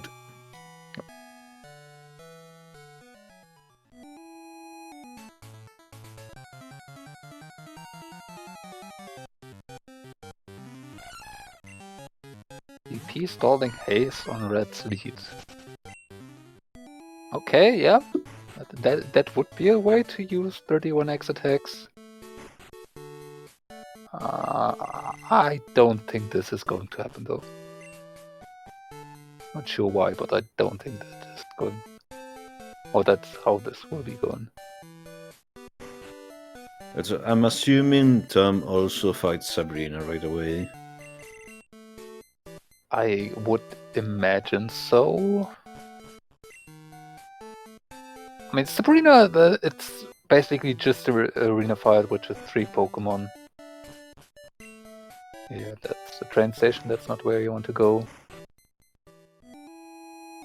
Doing the easy checks first, the Route 5 item, then the Fighting Dojo. Yeah.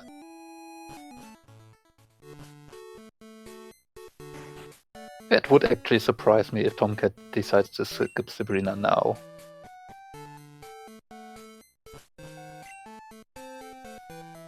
Or he Okay. does. Again, what we were saying before, with Fly, I guess it doesn't really matter all that much. Going to Celadon. Maybe doing a bit of shopping. Checking the episode. No, not even interested. It's going to be a check of Janine and Route 15. Yeah, straight to Fuchsia City. And Matchu done with the radio tower. Gets rewarded with a worse menu.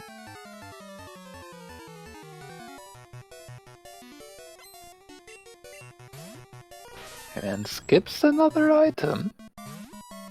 Yeah, that was the coin case, so no gambling for him. Oh no. How can he make up time now if he cannot gamble on anything? And apparently remembering that there's an item there. He realizes either that or he's going to fight this guy. Okay. So for false director.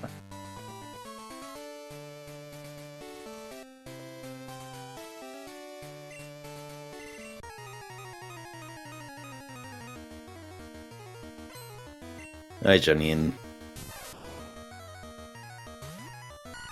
Janine's Pokemon not even being in level 40 except for maybe one.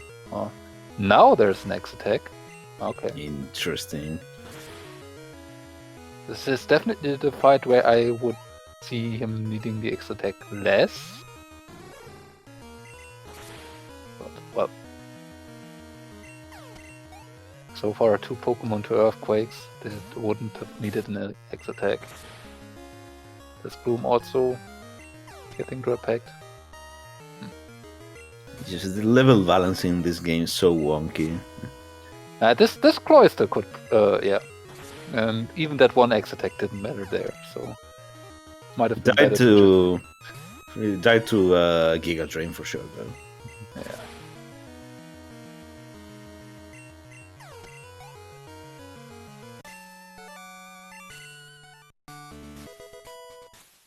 Thank you. Yeah, thank you, Janine. Oh yeah, Chuck was absolutely required to get to Kanto.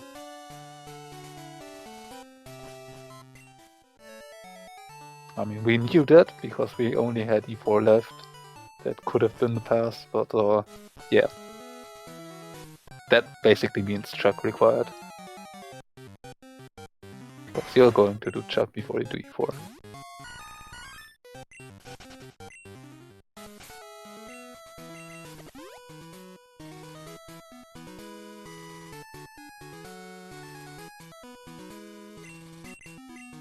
So, Route 15 check. It's an Ultra Ball. So the search continues. So, is it Rock Tunnel now? Probably. Maybe check Route 12 first. We do not have the machine parts, so there's not really, or we are not really expecting to return to Lavender Town soon.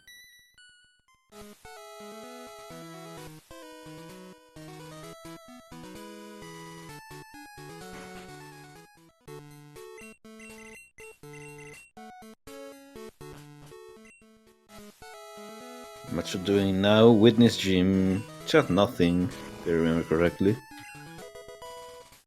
I believe so, yes.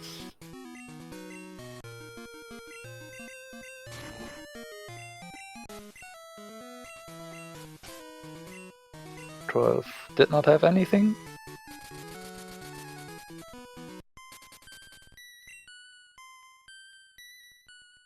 Towards Rock Tunnel. Just now reaching the 2-hour mark.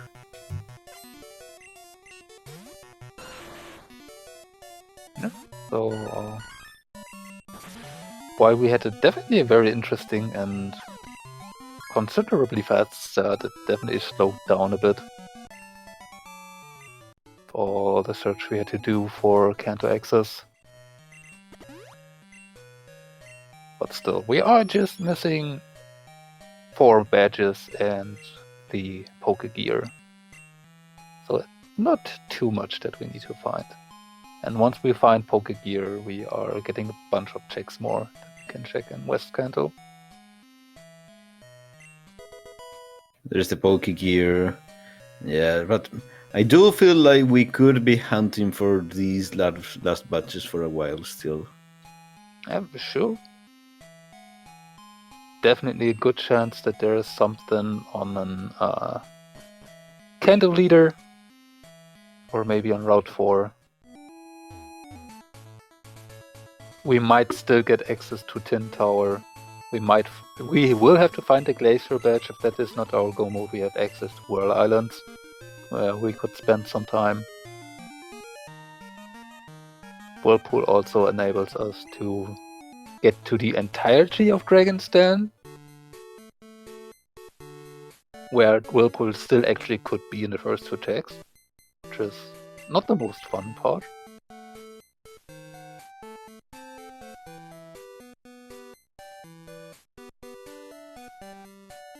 It's on thinking for a bit.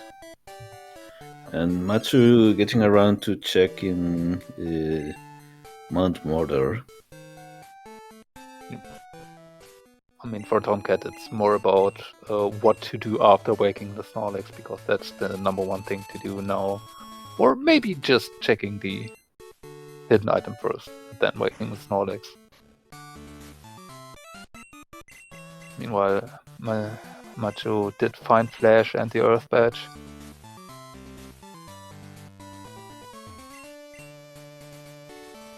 Was a guard spec.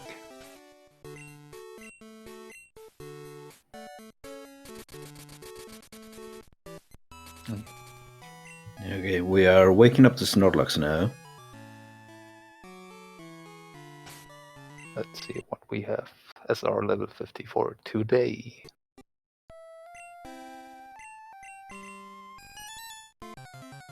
That's a Porygon 2, so that's okay enough. Decent Pokemon to switch to. I mean, Victreebel being at 49 definitely the better choice at this point, I'd say, but I don't know. I mean, Victreebel has a strong moveset. and with the stat XP, it's definitely better than the level suggests in comparison. But Porygon 2 still is definitely good to have as a backup for Red. There's a bad main, bad team. Yeah, the main advantage of Porygon 2 is that it's way bulkier. It has comparable special attack. Here's the Thunder Badge. So Porygon 2 has comparable special attack to Victreebel. It has slightly lower physical attack, but it has a normal stab.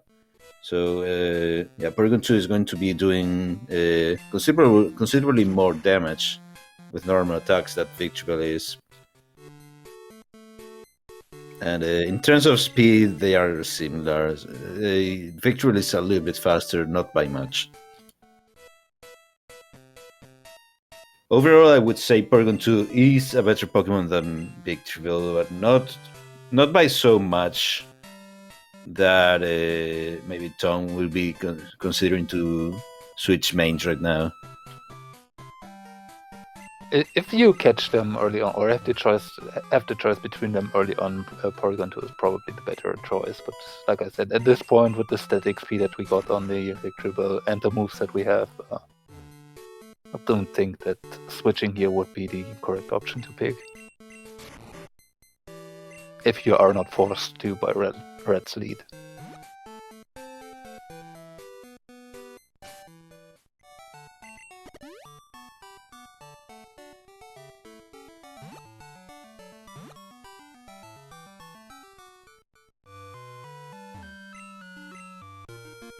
He's straight to Blaine.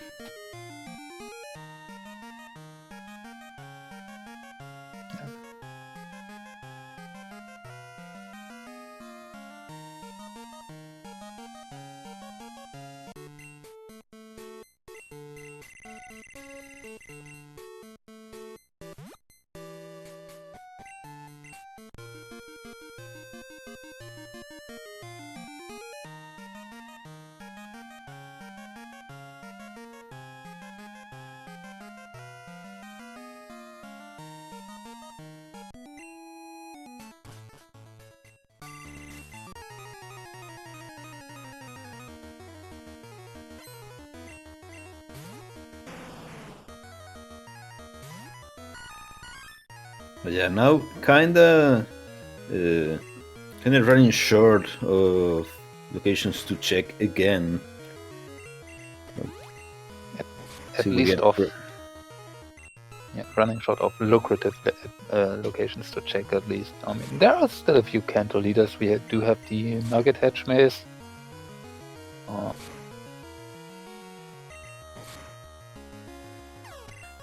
So you're probably looking to find the Glacier Badge or Tin Tower Access at some point.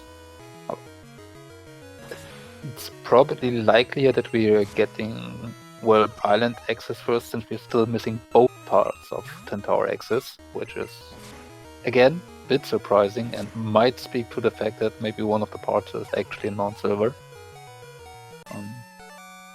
Yeah. Whirlpool would give us not only access to World Islands, but also to the entirety of Dragon's Den, so that would most likely would probably the more likely choice that we getting to find.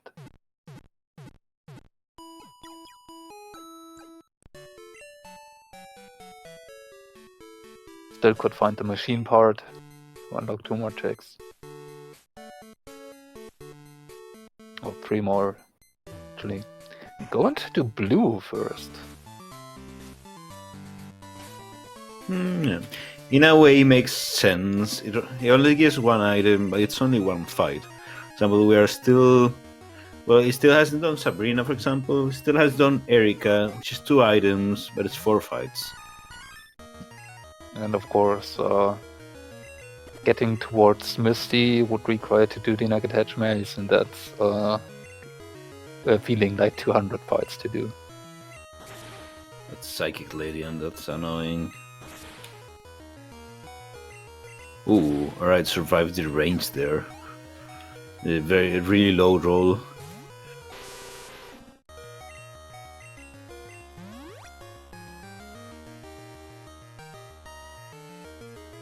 Crobat not being too bad. Does miss a Zap Cannon, which wouldn't have done much damage, but the Paralyze is annoying.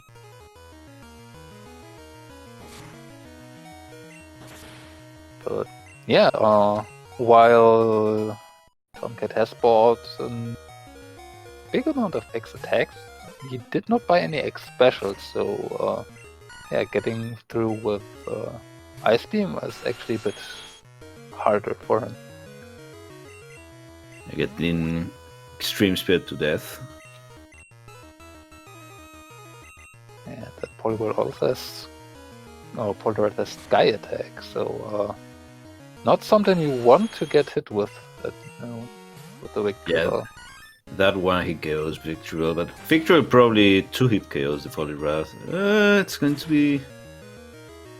Alright. Okay. Yeah, Giga Train in Victor's case will be slightly more powerful than Turpek.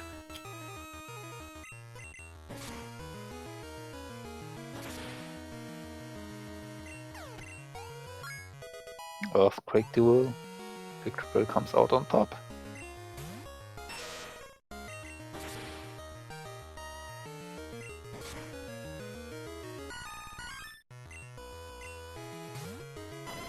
And that are some very good attacks that Blue has in his Pokemon.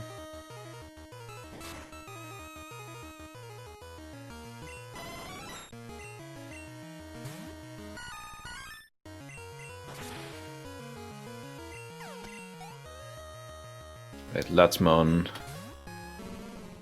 Okay, that merit shouldn't be too much of a problem. Has that Boomerang though? Is this even randomized?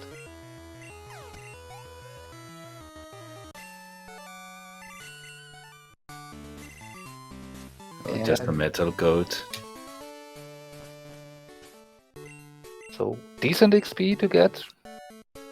Certainly not bad for this Victory Ball, but Blue not pay enough otherwise, and we might get to see Brock now. Yeah, it's Brock time. It's 2 fights for 1 item. maybe even Route 4 after. I mean, this is the stage of the game in which if the race was closer, it will all probably be decided here. Because the runners will probably fight the leaders in different orders. The one who finds the item first pretty much wins. So that is what I was mentioning earlier, that early routing is not as important usually, because when you get to this point, in the end it's all pretty much up to luck, right? Looks like our Porygon 2 is definitely a decent backup main. We do have a Psychic TM and a Blizzard TM for it. So can make it a very decent special attacker. By the way, did Tom check this item? Not important, but... I am actually not sure. I want to say he did at some point, but I cannot actually remember seeing him pick it up.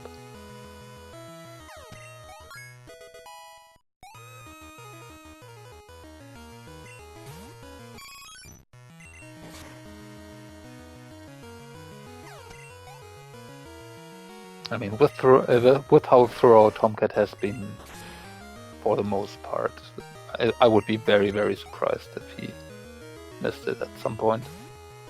Or left it behind for longer. He couldn't shake it on the first time. But it's more likely that we missed it than he did.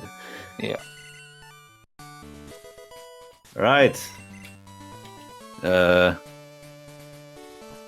Interesting, I guess.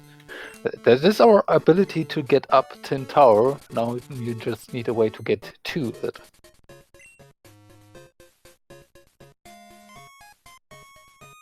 It looks like Tomcat is actually going to do Claire and check the first 2 items of Dragon's Den. And this over Sabrina and over Erika and over the Hedge Maze.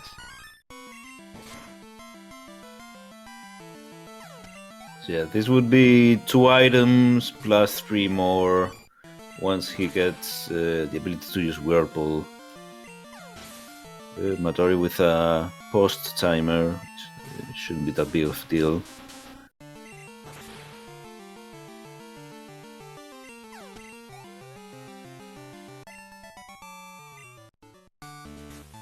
Yes, ignore the time difference.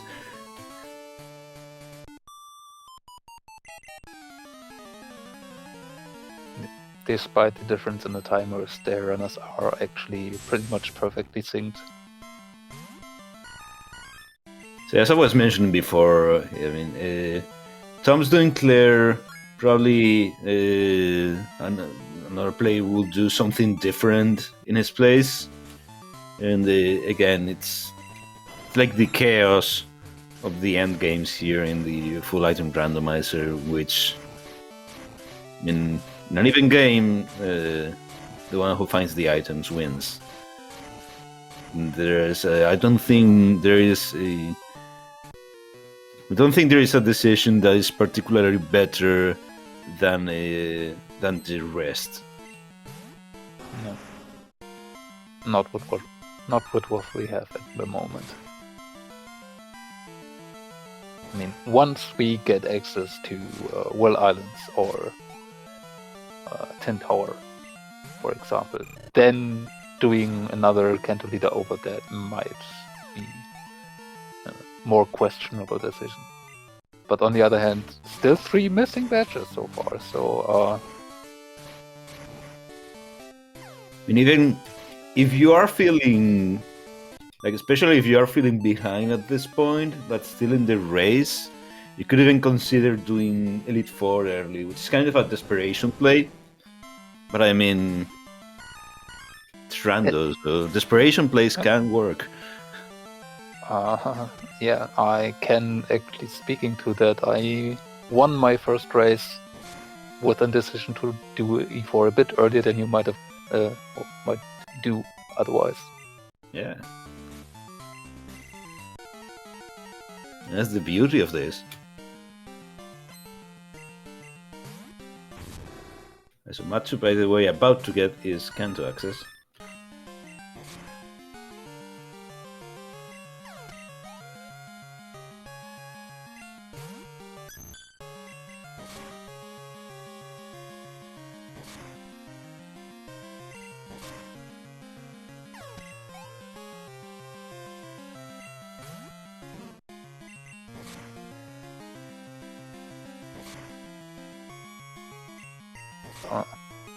Did I miss Tomcat pick up Whirlpool?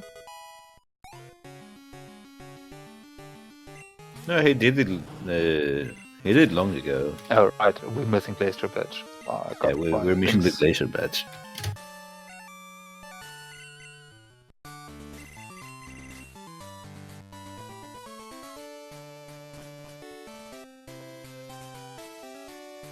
I was getting my things confused. I mean, you spoke of the E4 play. At this point, E4 is logging 2 items. It's about as much as every other check you can do logs. Just getting to it takes longer. Yeah, it's 5 pretty long fights. It would be 6, but Tom already got one of them out of the way.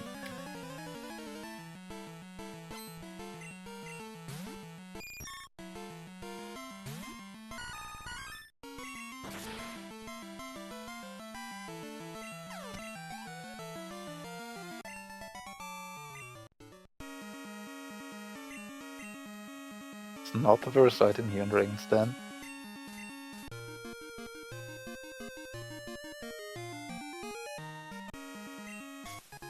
But the second, oh. That's an annoying location. Yeah. Well, it is potentially the best location for you to get it right now if you're a Tomcat, because you're just here. You do want it here. I mean, it's the best location to big brain it. Yes. But you still need to big brain it. It's just not always easy.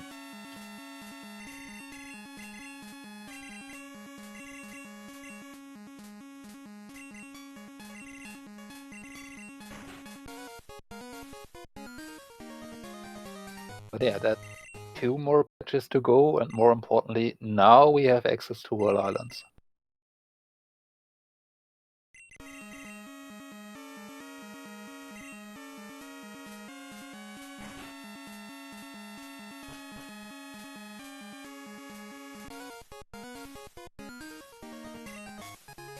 Well, correction, 1 more badge to go. You got the tier badge.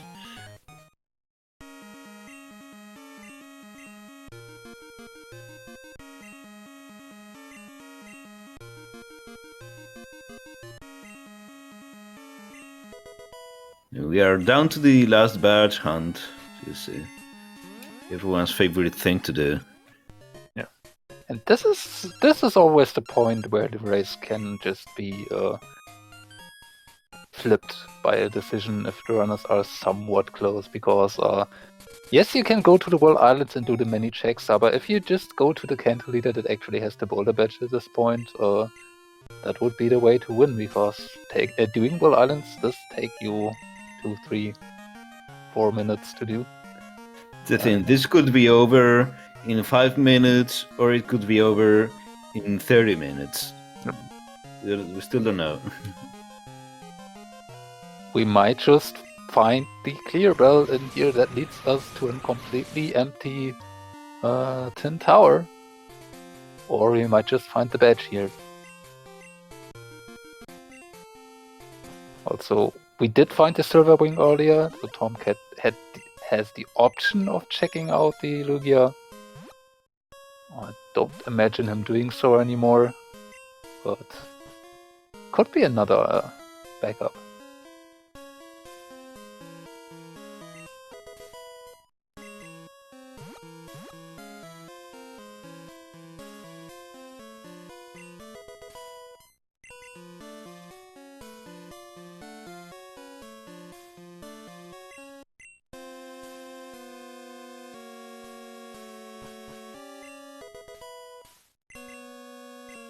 We found the mystery egg. So, when 1 boulder badge isn't enough, maybe you just take 5. 1 for the next, or a few for the next seats also. That's how it works, right? Yeah. Yeah, I feel, why is it always I feel it's always the boulder badge. It feels like it's the boulder badge more often than not, which is weird.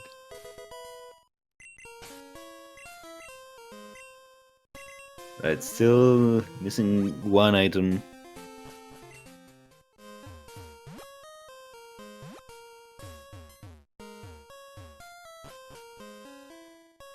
One more item here in Will Islands to check. Then we are back to Cantolides or E4. Going to check the other. It is a level 60 Pokemon, so if it's something particularly strong, it's another decent backup to have. That's actually Lugia. Okay. Yeah, sure. You might now regret teaching the Psychic TM.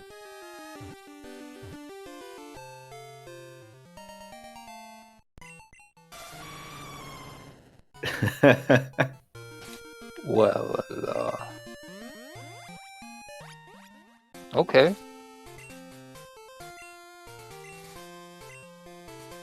It kind of sucks, but I mean, it's a level 60 Lugia. It has Stun Spore, so it can do something to help you set up, maybe.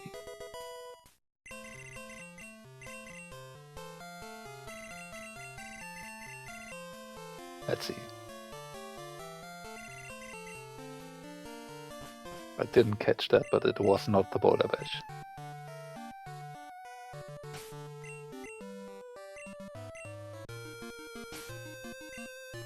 Okay, getting we to are. the Yeah, we're going to check the Whirlpool locked item here.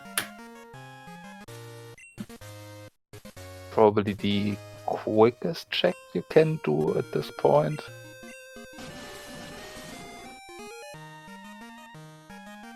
Maybe Sabrina doesn't take too much more time, but everything else requires a few fights.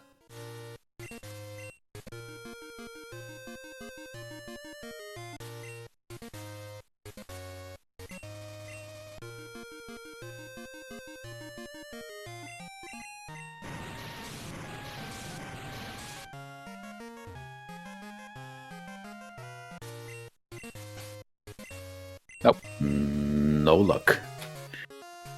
You do have to fight another Kanto leader. Or do Hedge Maze, which Tomcat apparently is going to do. It is 6+ fights. There are 3 items locked behind this route, counting Misty's item. Yep. So technically the most checks you can do in one location. Oh, the Igglybuff is back. Imagine Tomcat still wouldn't want to trade.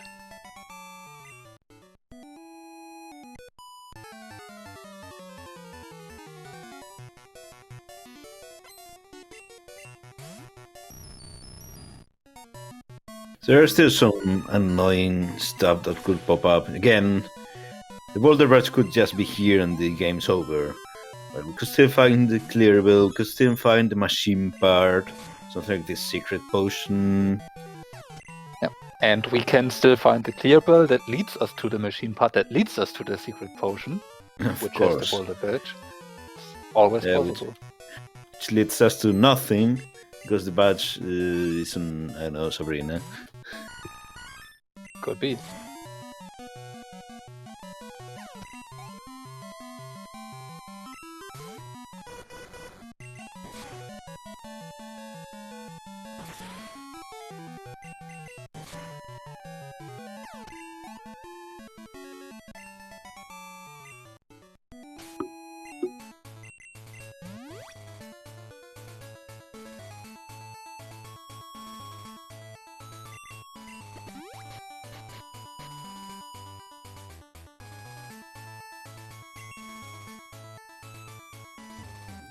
Tom, double checking his key items. Maybe trying to confirm if he had missed marking clear bell or machine part. Or secret potion would have given him other options. No, but that's always the point in Rando where you are nearing the end of your text and are contemplating, did you actually miss something? forgot to mark something, have it already. Usually, you are pretty sure about what you found and whatnot, but it's 2.5 hours in. There's always the possibility that something slips your mind. Or you get distracted by something and then you have something that you actually thought you didn't. Understandably that you, at some point, might be tempted to double check.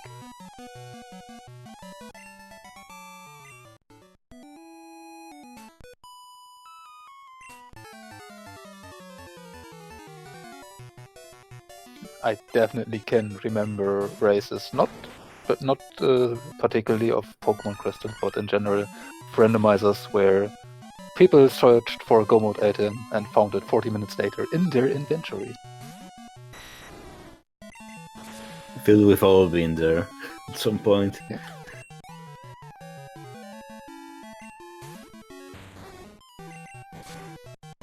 Matchu has made it to the Pokegear. Will be going over to the generator.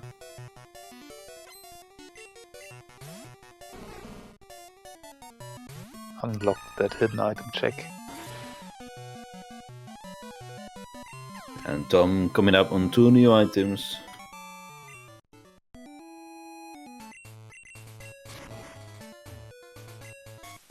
And There it there's the boulder Right. badge. Easy enough. Yeah, that's pretty much the best case scenario. If it were on the guy there, for example, you would have had to do the fight after to retain that badge. So, yeah, at this point, probably the best thing that could have happened. Misty would have also meant one more fight. Looks like Tomcat is also going to stock up a bit or more Onyx items. Yeah, probably some healing items, no, just stat boosters.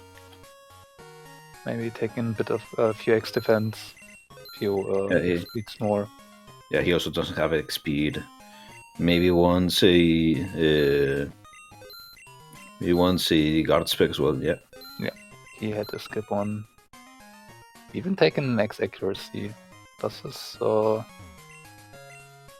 he have an inaccurate move? Not that I'm aware of. So maybe just for safety reasons, if there's anything, removing his guard spec or dodging his guard spec and reducing accuracy. I don't know. Yes. Or victory bell. Yeah, just out of habit. Maybe. But yeah, also bought some X specials, which does make sense considering he has Ice Beam as one of his moves. And Giga Drain. Or Ice Beam and Giga Drain, so he has a mixed attack. So he probably wants both to be able to make the most of its fights.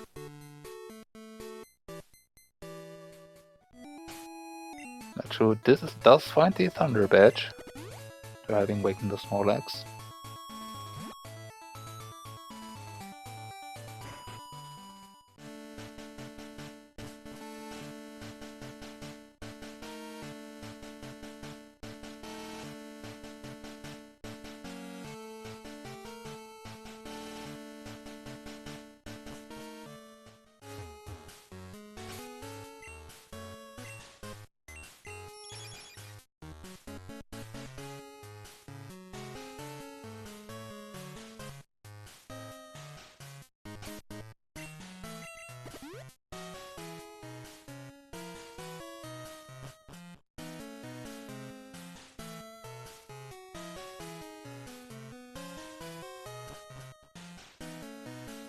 Let's see what red it is.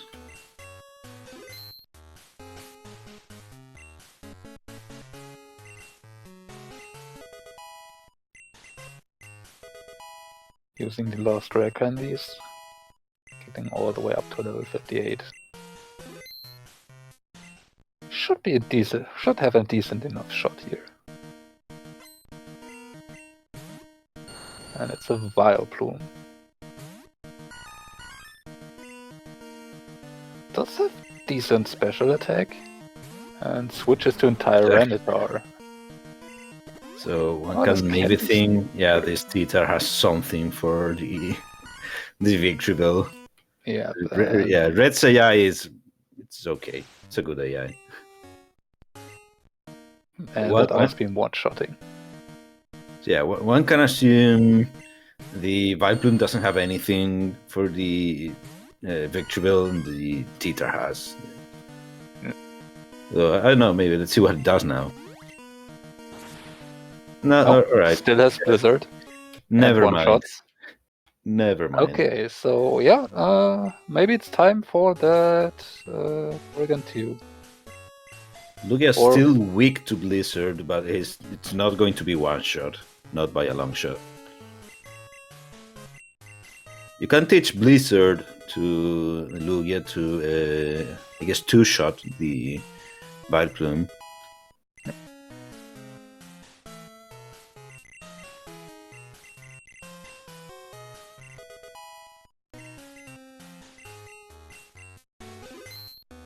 But yeah, this Lugia should not have too much trouble if you can manage to get through the Vileplume. Should be able to deal with the Titar as well. So pretty much in a... Oh, he has Icy Wind as well. Right, lucky the guard spec. It's switching the Titar. And it has haze. Oh god, Red is prepared. This is the most 200 IQ Red I've ever seen. And it gets frozen. That's being, because why not? Okay, so we might be here for another minute or two. Because this Tyranitar one probably Porygon 2 was your best bet. Yeah. Although you should have thought it the surf. Yeah, you don't really have anything. Oh, it explodes! And it has boom. Oh god. Jesus Christ, this gets better by the moment. What is this madness? I've already said through a red fight that took 10 plus minutes. I don't have to do a repeat of that.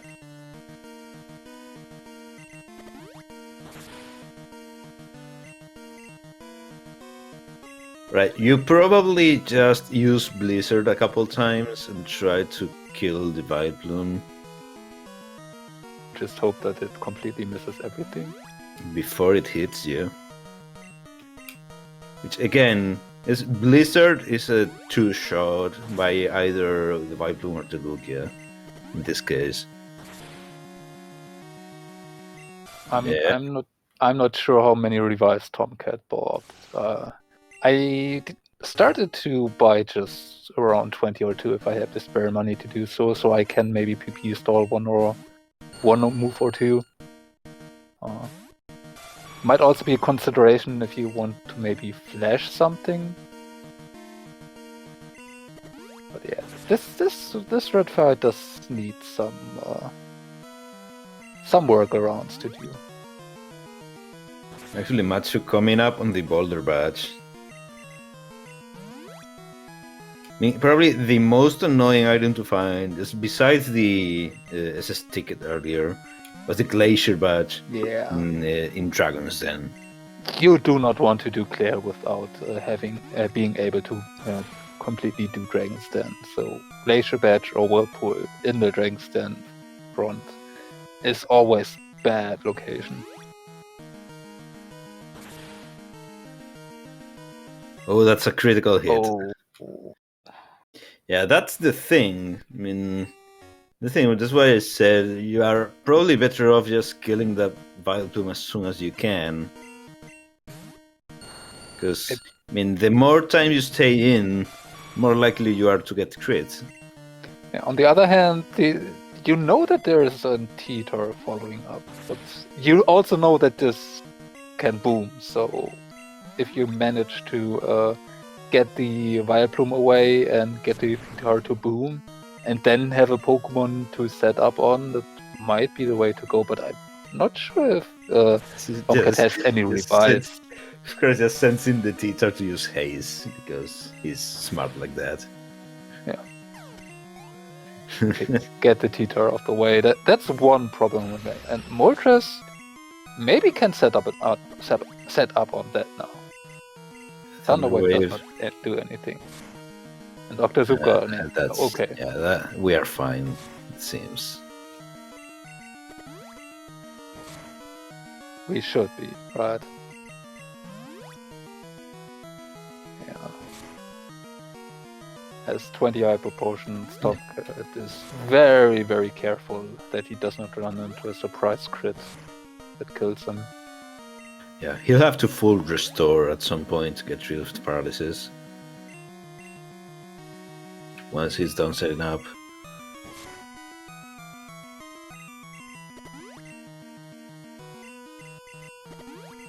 Yeah, that's overkill tier of X speed. I think with one X speed was enough to outspeed anything Red could throw at you at this point. I think at this point and with how the red fights have been going, Tomcat wants to be absolutely sure there is not anything that can happen at whatsoever. Better safe than sorry.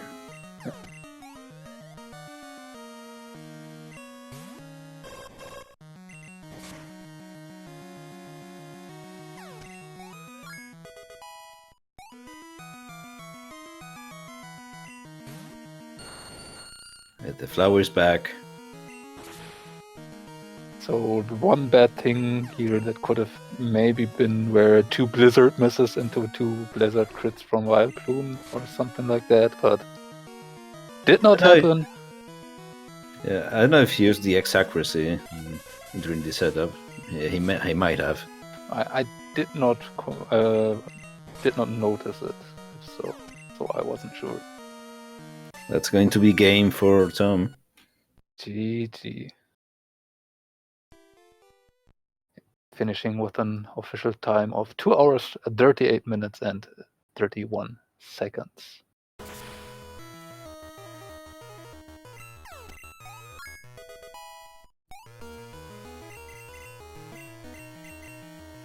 Yeah, it was an interesting dread fight. That's the problem with frail Pokemon, which might be good in the game, but might give you problems during this fight. And we have Tomcat, the winner of the race, with us. Hello and GG's. Oh, thank you. GG. What a ROM and what a red fight. Yeah, Something. that was a very weird ROM and a very rough red. In the end, at least, making the right decision here in looking for the Boulder badge. It could have been like 20 minutes longer, depending on the order in which you could have done stuff. But yeah, at least the game. Oh wow, that Lugia was terrible. Yeah, 0-0-0-0-14. Hey, It wanted to feel special. It saved me in red, so it's fine. Red was prepared for your victory bell. Oh, red was prepared for everything I had. Blizzard, Ice Beam, Icy Wind, everything.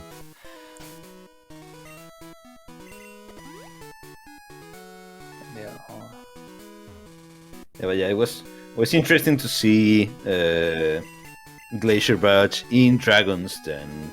I feel like a lot of players would have delayed the Claire fight a little bit more, just in hope to get that Glacier Badge. We went straight for it. Yeah, so well, I was doing Claire, and then I kind of forgot I didn't have it, and then I was like, I guess I'll get those 2 items. It's been a pretty troll ROM anyway. It's probably there, and then it was, so it worked out. I mean, the beginning of the ROM was actually very interesting, and we saw some very different things from you two with that squirt bottle, and then you deciding to leave behind everything, not even checking out the dugong, which definitely wouldn't have been the worst thing to run at this point. Matchu did decide to stick with the Jolteon, which did struggle a bit in the beginning. And yeah, then you got that Bellsprout. How sad Yep. were you about that trade? That was very sad. If it was a Jigglypuff, I would have done it again. But Igglybuff is impossible, sadly. But I mean, the Bellsprout was really good. It had a moveset, you know. I had to choose between Drill Peck, Earthquake, Nidoking, or Drill Peck, Earthquake, Bellsprout. So obviously I chose Bellsprout. Yeah, the Suicune was a Dragonair, but sadly we never got access to it. Yeah, it's a weird ROM. There's no machine part, no clear bell, no secret potion. Weird. That Mount Mortem might have been loaded. Mount Silver. Oh yeah, well, Mount Silver. Yeah, Mount Mortar was loaded too, though. Yeah, Badges that definitely and was. HMs, and you know, it was nice to have Surf and then just go there, clear it out. Actually, Matchu, going up the lighthouse again, because remember he missed 2 items in its first time here. Was there anything there? I don't think there was, right? Nope. You got like no No. items until escape rope room, right? There wasn't anything in here. So it, we did really were waiting for you to check those 2 items to see if there was anything important in the end. In the end, there wasn't, but it could have been a very big decider early on. True. But yeah, in the end, it kind of played out that from the beginning on, and with your decision to check the escape rope chamber first, while Matchu did immediately head up Sprout Tower. You okay. got a decent advantage in the early game, especially with the spell Sprout, and you were, even with doing all that Sprout Tower and Faulkner's Gym after, you were actually finished with that first before Matchu got through both. Okay. And where the first into the Slowpoke well, but yeah, then there was a Houndoom waiting. Yeah. I was feeling confident in my Bellsprout. I was one-shotting everything, and then Fire Blast Houndoom showed up. I could have gotten through it with, like, you know, just him missing, but I figured I'd just go the other way. Doesn't really... Oh, but actually, no, I wiped to before Union. That's why I went back. And just went the other way, got some levels, and then it was easy. Yeah, I mean, with the Squirt Bottle found, you basically had the whole world open, and Yeah. already found Stormbed, or I think you had already Fly at that point, because, or no, didn't? No. Storm Badge... Stormbed was on Faulkner. What, was it? Yeah. Okay. It definitely I don't was, know. because Match actually got that first, I believe. Right. Or no, what tried to get it first, but you got it first still. But yeah, it was on Faulkner, and then HMO2 where I was. I don't know anymore, but it was I somewhat don't early. remember. It was early, yeah, because I could fly back to... in the Goldenrod everywhere. Mart basement, was it? Oh, right. Oh, and I happened to go there first before Yep. Azalea. Yeah, that's true. But that worked out for me, honestly. Wiping to Houndoom. Might actually have saved time.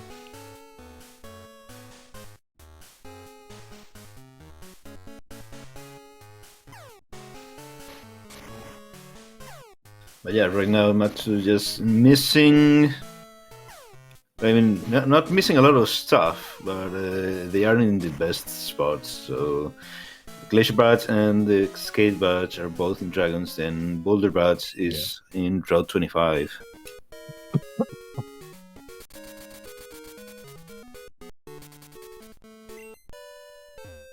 Which apparently we're going to do right now.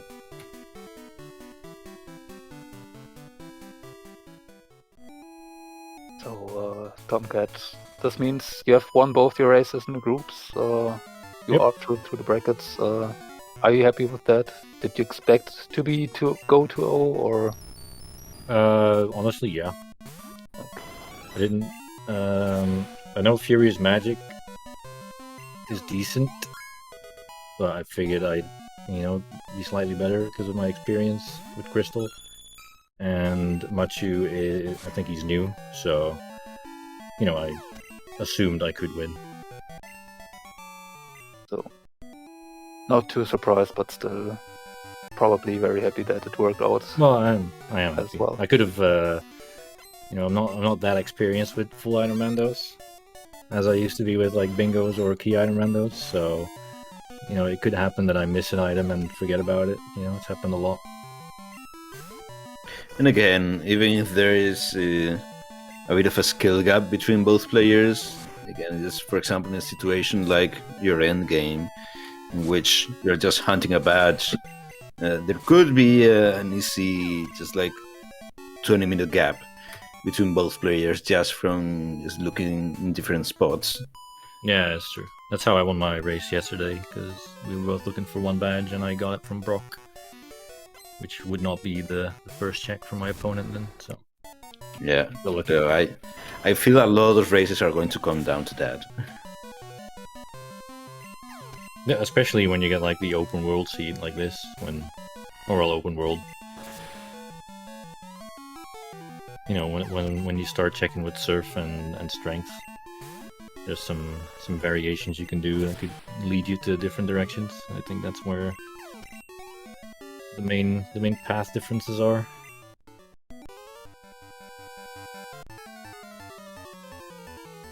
This ROM, of course, was just do Johto, and then finally, after 2 hours, you get the Kanto. Yeah, that SS tickets was hiding very, very well. I mean, the rocket tower and the basement both completely empty. This was certainly a feel bad moment if one. No, the basement had Morse badge. That was the rocket hideout. Oh yeah, sorry, that's the card. Yeah, true. Yeah, no, there wasn't nothing on the other side. That actually was one more difference between you two.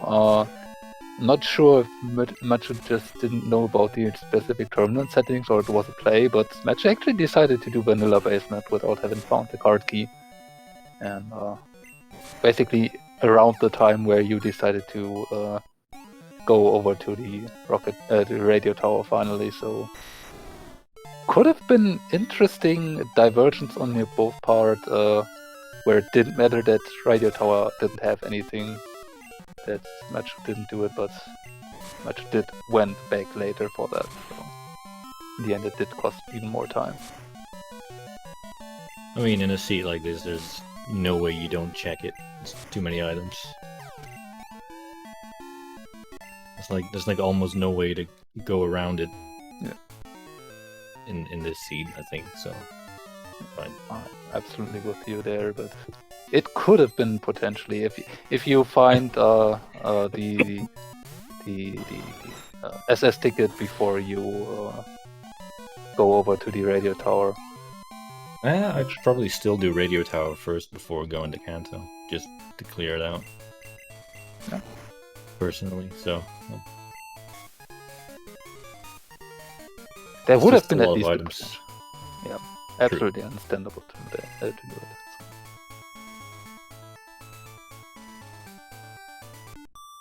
But yeah, I think at least for me, I don't have anything much more to ask or say about that.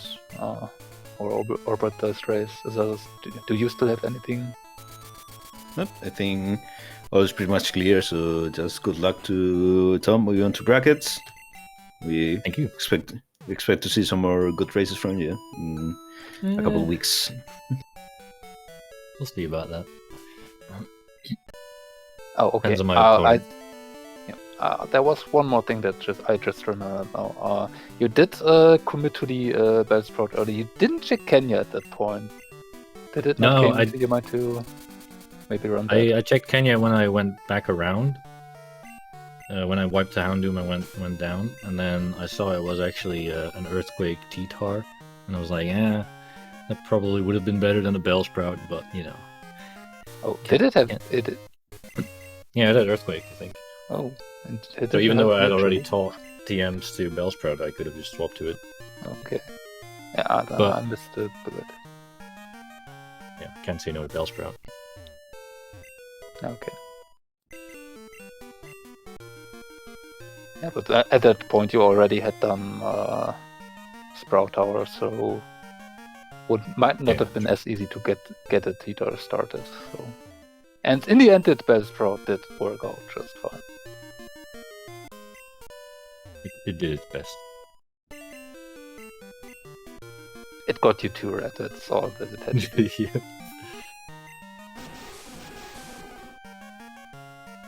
Yeah, then from me too, best of luck in the brackets.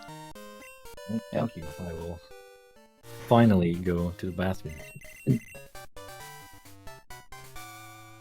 Alright, see ya. See ya. Okay. Meanwhile... Again on Matsu's side. By the way, the item that Matsu just checked is actually not randomized. Or yeah, it's actually not in the randomizer pool. Yeah, there are some settings specifically for this tournament that are maybe not set usually the way that they are here. So there's an option, for example, to shuffle the leftovers in the restaurant that are going to be vanilla here. Let's see. And Matchu is deciding to go for Erika, which is unfortunate, as we know that there's nothing on there. Yeah. But again, we are at a point where you have to big brain Whirlpool less Claire. Yeah. Catching that is really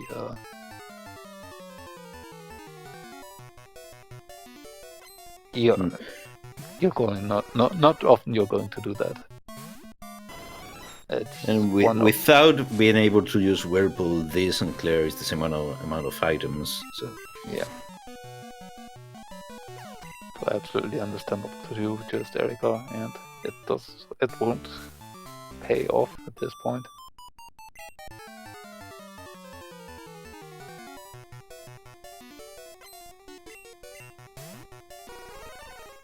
But we may actually get to see our Clear Bell or Machine Part or Secret Potion. We still don't know if they're in Mount Silver or just maybe here on Erika.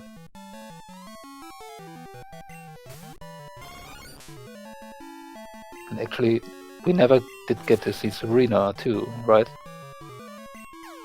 We never saw Sabrina, no?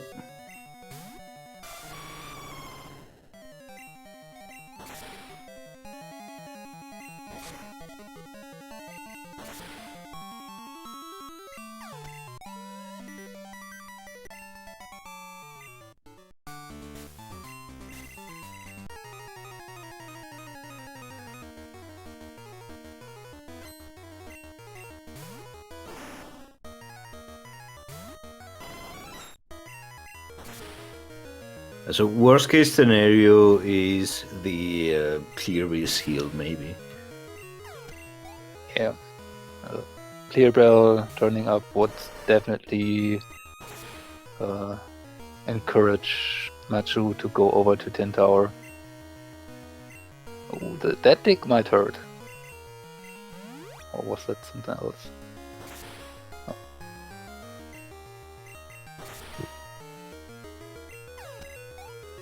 Oh.